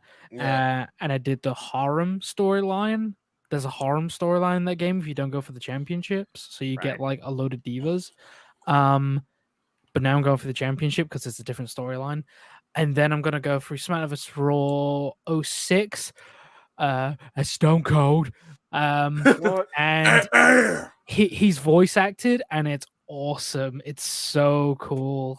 But yeah, I'm also still going through Sleeping Dogs. I didn't pick it. Such a damn good game. Yeah, it's so good, bro. I wish that game had a sequel. Sorry, off tangent. No, I agree. Like, we love tangents here. Dude, I love Sleeping Dogs so much. I've it never is a played. good game. It's a good Check game. It out when you Play can, it. dude. It's on It's cheap. really good. It's cheap. There's Really a good. definitive edition with all the DLC now. Mm-hmm. Yeah. So there's that, and there's other games as well. I'm playing through. I want to try and keep consistent with it. But like with the way that Twitch works, it's like it's a different platform than YouTube. Right.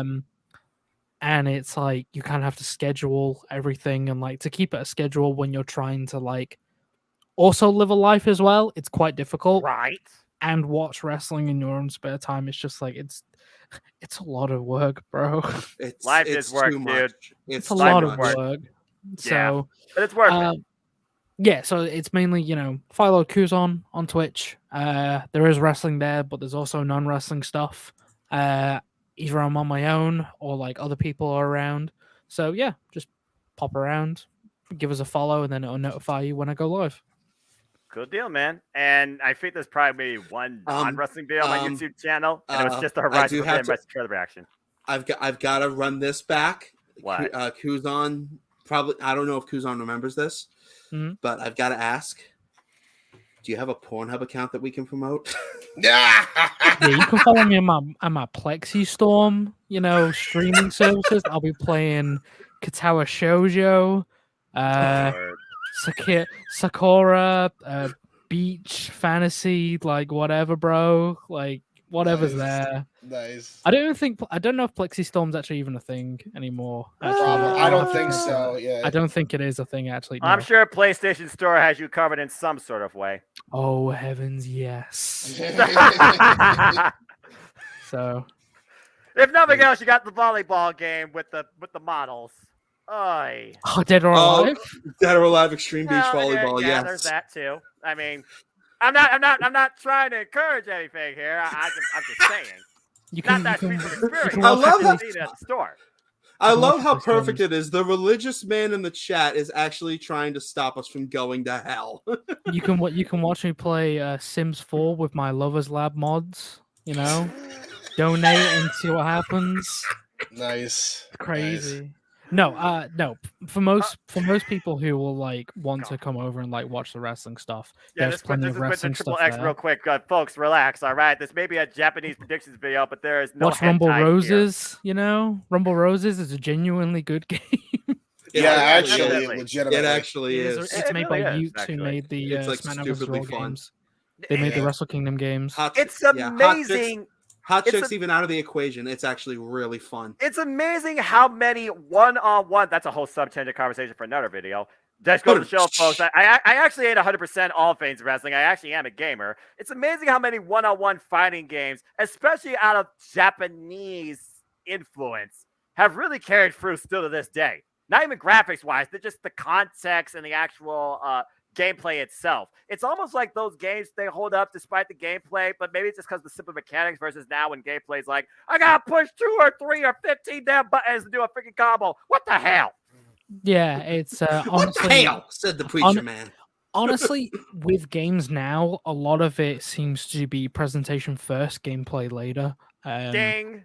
I'm hoping that the AEW game, Fight Forever, is going to be The opposite. like complete opposite of that. It really feels like it's going back to those old school days where it's like, remember you could just enjoy a game and have fun with it, not have to take things so serious. Not everything has to look like Mattel plastic. It's Not one of those- everything. Not everything has to be Death Stranding, people. Dude, Okay, well, I'm first not off, even gonna touch that. if you're trying to be Hideo Kojima, the inner workings of that man's mind are an enigma as complicated as his logo. And the fact that he's making a sequel to that game, what?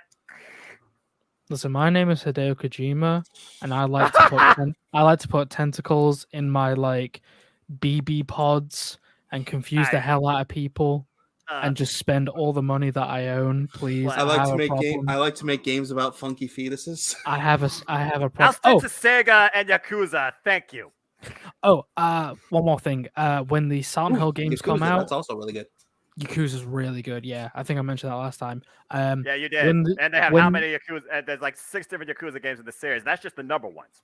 Dude, play Yakuza 6. Has all the New Japan guys in there. It's awesome.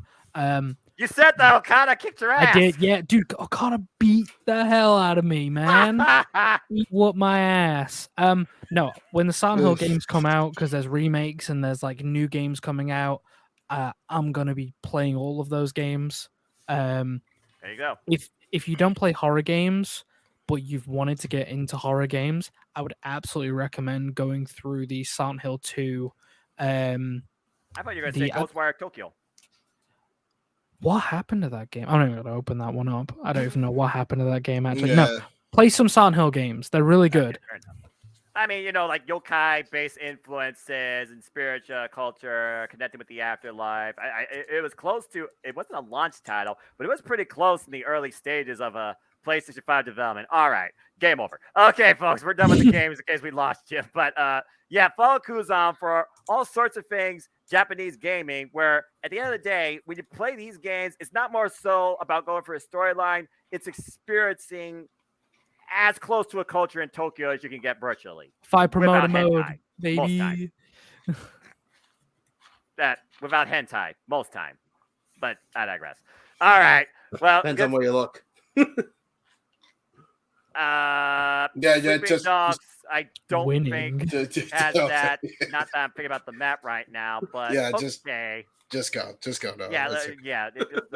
but let's keep it to the triads and go as dark as that, and leave the other side of the spectrum out of the way. Just saying. Okay, well, that went off the rails in a friggin' hurry, but again, we are gamers, As we is are typical wrestling here. fans, so it is what it is. Simple as that. Why I still have to get the platinum on Sonic Frontiers, and then I gotta play River City Girls 2. Don't judge me. I like old school. Wait, that's beat 'em out? ups. Good game. Yeah, very good game. River City Girls. I played that first one. Wait 4 is one of my favorite. All right, fine. Wait 4 is one of my favorite studios. Highly underrated. I'm just waiting for them to make a sequel to the Double Dragon, but they gotta get Rice the IP to make a sequel to Double Dragon Neon. That was so much fun in the villain's voice. We'll do a gaming podcast one day, Noah. All right, do it one fine. day. Prospective plan for 2023. Stay tuned. I'm sure James will try and spearhead this thing. Me and No. Kuzan will be coming to you with gaming. Who knows? Might even be simulcast streaming in a Yakuza game. Who the hell knows? Oh, heavens, yes. Well, I mean, hey, if he can do it Find me with in the me in friggin' Tetris arcade. Effect, why can't he do it with Kuzan and Yakuza? Yeah, true. Hey. Yakuzan. Yeah. Yakuza. Well, I here. am a Sega kid. I grew up on Sega, not Nintendo. Sorry, not sorry. But more so with Sonic. Shenmue. Yes, the original. I'm still pissed off. Oh, fuck it. I'm still pissed off that I never got to play that on my Dreamcast, but I got Power Stone, and they never made a proper PlayStation return for that. We have probably lost people. Gotta so get on damn PC, hard. bro. You gotta get on Oh yeah, PC. the last people who gave a shit about us tuned out like 30 minutes ago. There's no reason anybody should even be tuning in right now unless they want to talk about their favorite things in Japanese video games that is not rated 18 and above. But anyway, or they can. I don't give a damn. I'm not monetized. Anyway, There you go, keeping things in perspective. well, I try to be. Oh, God. All right, guys. Good talk. Happy gaming, happy wrestling. And folks, you want to know more about me, though, from a content creative standpoint, know this, for I am just a simple man and a lifelong fan of gaming, but also professional wrestling. Damn it! Damn it! But I digress. Find me on Instagram, Twitter, and YouTube for Adam Foster 1916 for all things wrestling. Shout out, of course, to my entire HW family on Twitter. Of course, y'all call me the Preacher Man. That's really Casey Flynn. Casey, take care of your mentality. Appreciate you, brother. Shout out to my all-elite cohort, of course, King A-Train, who I'm sure has his King own thoughts Swerve. towards Switchblade Jay How is White that and how boy? far he's run as IWGP World Heavyweight Champion. But I'm sure I'll get more of that during our next all-elite Zoom. But again, as far as ACW view, positive definitely, but we'll see if it comes back around during Revolution. Only time will tell. As far as the rest of the week goes for me, I will be literally, this is our first ever experiment, so Lord help me. Yep, I'll do my best. I will be live watch-along commentating Wrestle Kingdom 17 in full across the Jet Vision Network, Multiverse of Media, so stay tuned for more on that. If you haven't already, get your predictions in. You got till 1 a.m. Eastern Standard Time, January 4th, and you can change them also as needed too. I also will be back on the Jet Vision Network bringing you play-by-play commentary and reactions to Battle of the Belts 5, so stay tuned for more on that. And as we alluded to, and as I always do every year, not only do I usually do a simple takeaway on Wrestle Kingdom 17, but I will also do a simple takeaway regarding the events that happen at New Year's Dash. Whether it's by myself or with these fine gentlemen too, date and time to be determined, but tentative, some point Saturday. But as always, I like to conclude, there are no winners, no losers, no betters. There are just fans with opinions on gaming and wrestling. Many The passions, but passions we particularly all share. yeah, exactly. All sorts of passions, particularly wrestling, and this passion we all share. At the end of the day, folks, support one another, respect each other, protect your mentality too, and honestly, your head. And treasure your families, and just enjoy life and enjoy professional wrestling. It's as simple as that. With that being said, I thank you all so much for tuning in at some point, whether for the whole thing or part of this thing, or even the surprising post-discussion on gaming. Please like, subscribe, comment, and tell a friend. Hit the bell when this video goes live on demand on this channel. Hit the subscribe button. Help me keep growing this fun YouTube community. This YouTuber content creator's journey is not living anytime soon, I assure you. But thank you to all over 200. The algorithm doesn't make sense. Over 250 plus of you that's living this fun YouTuber creator's journey.